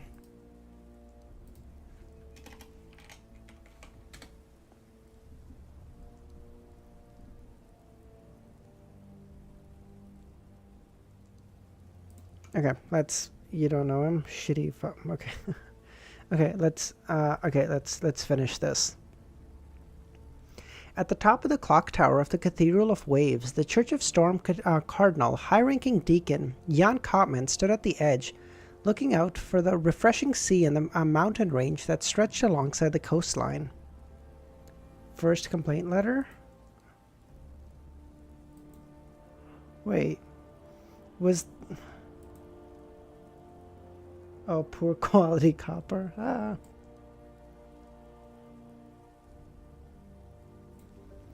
The pollution in Bayam was rather low, as the mining and smelting industries were located on the other side of the island. The mainstay here was the spice trade, the brothels, the casinos, and the accumulation and transit of goods. It lacked a fully formed industry. There was a limited number of days that needed for coal to be burned for heat. As soon as Sea King Jan Kottman retracted his gaze, he saw a Punisher running up the spiral staircase. Your Eminence, there's new information. What is it? News from within the Resistance. They've received a response from Kalvatua. They're in the process of creating new statues. New statues? He turned his head to the interior of the Blue Mountain Island, which was covered in a dense forest, and after a moment of thought, he said, "Search for abnormalities in the archipelago sea area." He was certain of one thing from intelligence, that the mysterious person who had taken away the characteristic left by Kalvatua hadn't left the waters of the Rorstad archipelago. This could be determined by the fact that the person could disguise themselves as Kalvatua and reply to his followers.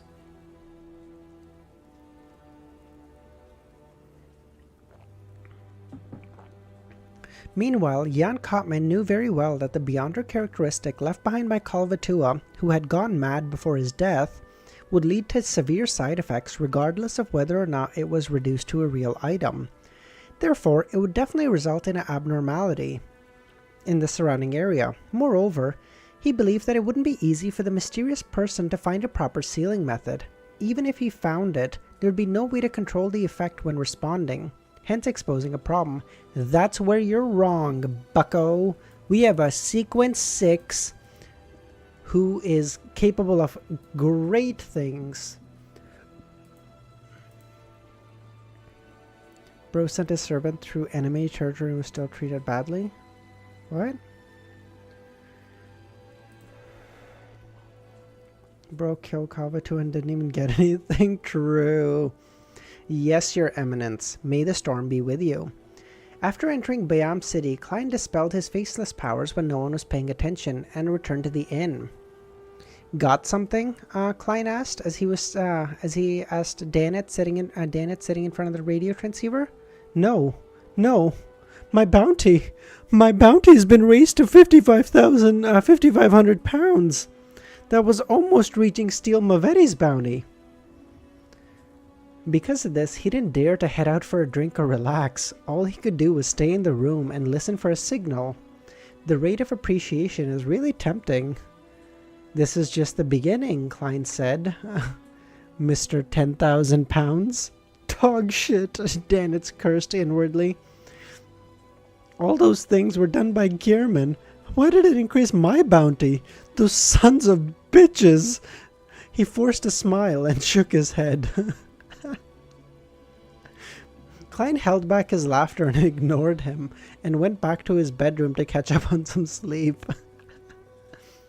At this moment, he saw a letter suddenly appear, floating down from midair, and landed right in front of him. Klein raised his right hand and grabbed the letter. The messenger didn't even show its face and just left after throwing the letter? God.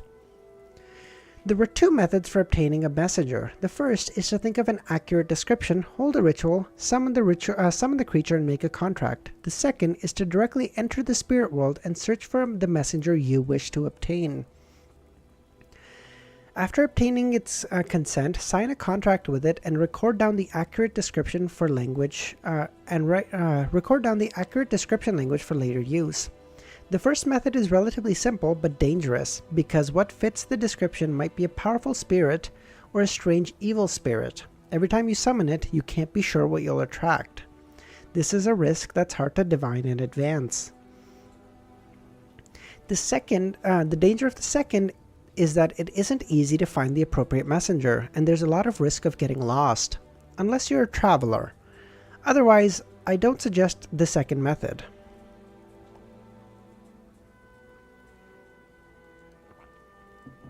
Let's go gambling! Are you feeling lucky? 'Cause I do. For the first method, I can provide you with a description that has been tested and verified. As long as the process is done accurately, the level of danger would be rather low, but it might not satisfy you. The contract needs to use powers in the undead domain. You can use my copper whistle to provide for that. The format includes the following paragraph. Of course, if you don't mind, I can transfer a messenger to you as a gift and have it sign a contract with you. Transfer it to me as a gift? Dude, Azek's my goat. He just said like, oh, you want a messenger? Like, here's how to do it yourself if you want to learn. But I can just give it to you. Like, fuck it. I have like 8,000 of them. Who gives a fuck, you know? It's no, Klein thought an enlightenment. Considering that he had used the previous messenger as a shield and was unfortunately finished off by Mr. A, causing the latter messengers to become increasingly rude to him, he inwardly declined the offer. Use the first or the second method. The first is prone to error, and I might summon a candidate messenger and get beaten up. A commonly used description isn't unique enough, making the messenger's strength worrying. The second method, I'm not afraid of getting lost, since I'll be able to instantly return above the grey fog. Plus, no, I guess Klein can't really use the scepter outside the grey fog. Never mind. Because one of the descriptions of this scepter was that it doesn't. One can't get lost unless there's a strong enough interference or something. So I was gonna say that, but if he touches the scepter outside the grey fog, he'll get nuked. So doubt it. Furthermore, in my spirit body state, I can use the Sea God scepter. No, never mind. This bitch. The spirit world creatures aren't afraid of having their blood drained either. Yes, I'll have to do it outside the archipelago, otherwise I'll be affected by the prayers. The client quickly came to a decision. I see, so he just does it outside the thing, outside their radius, and then he's chilling. The milky white scepter, I have something else that's milky white for you username if you don't shut the fuck up.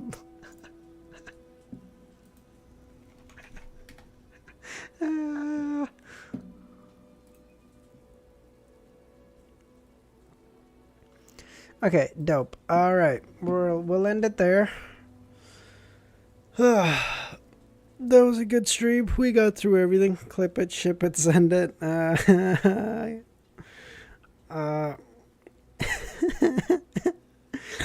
All right, thank you everyone for another fantastic stream. I'll see you guys in the morning. I'll message you for whenever the next stream is.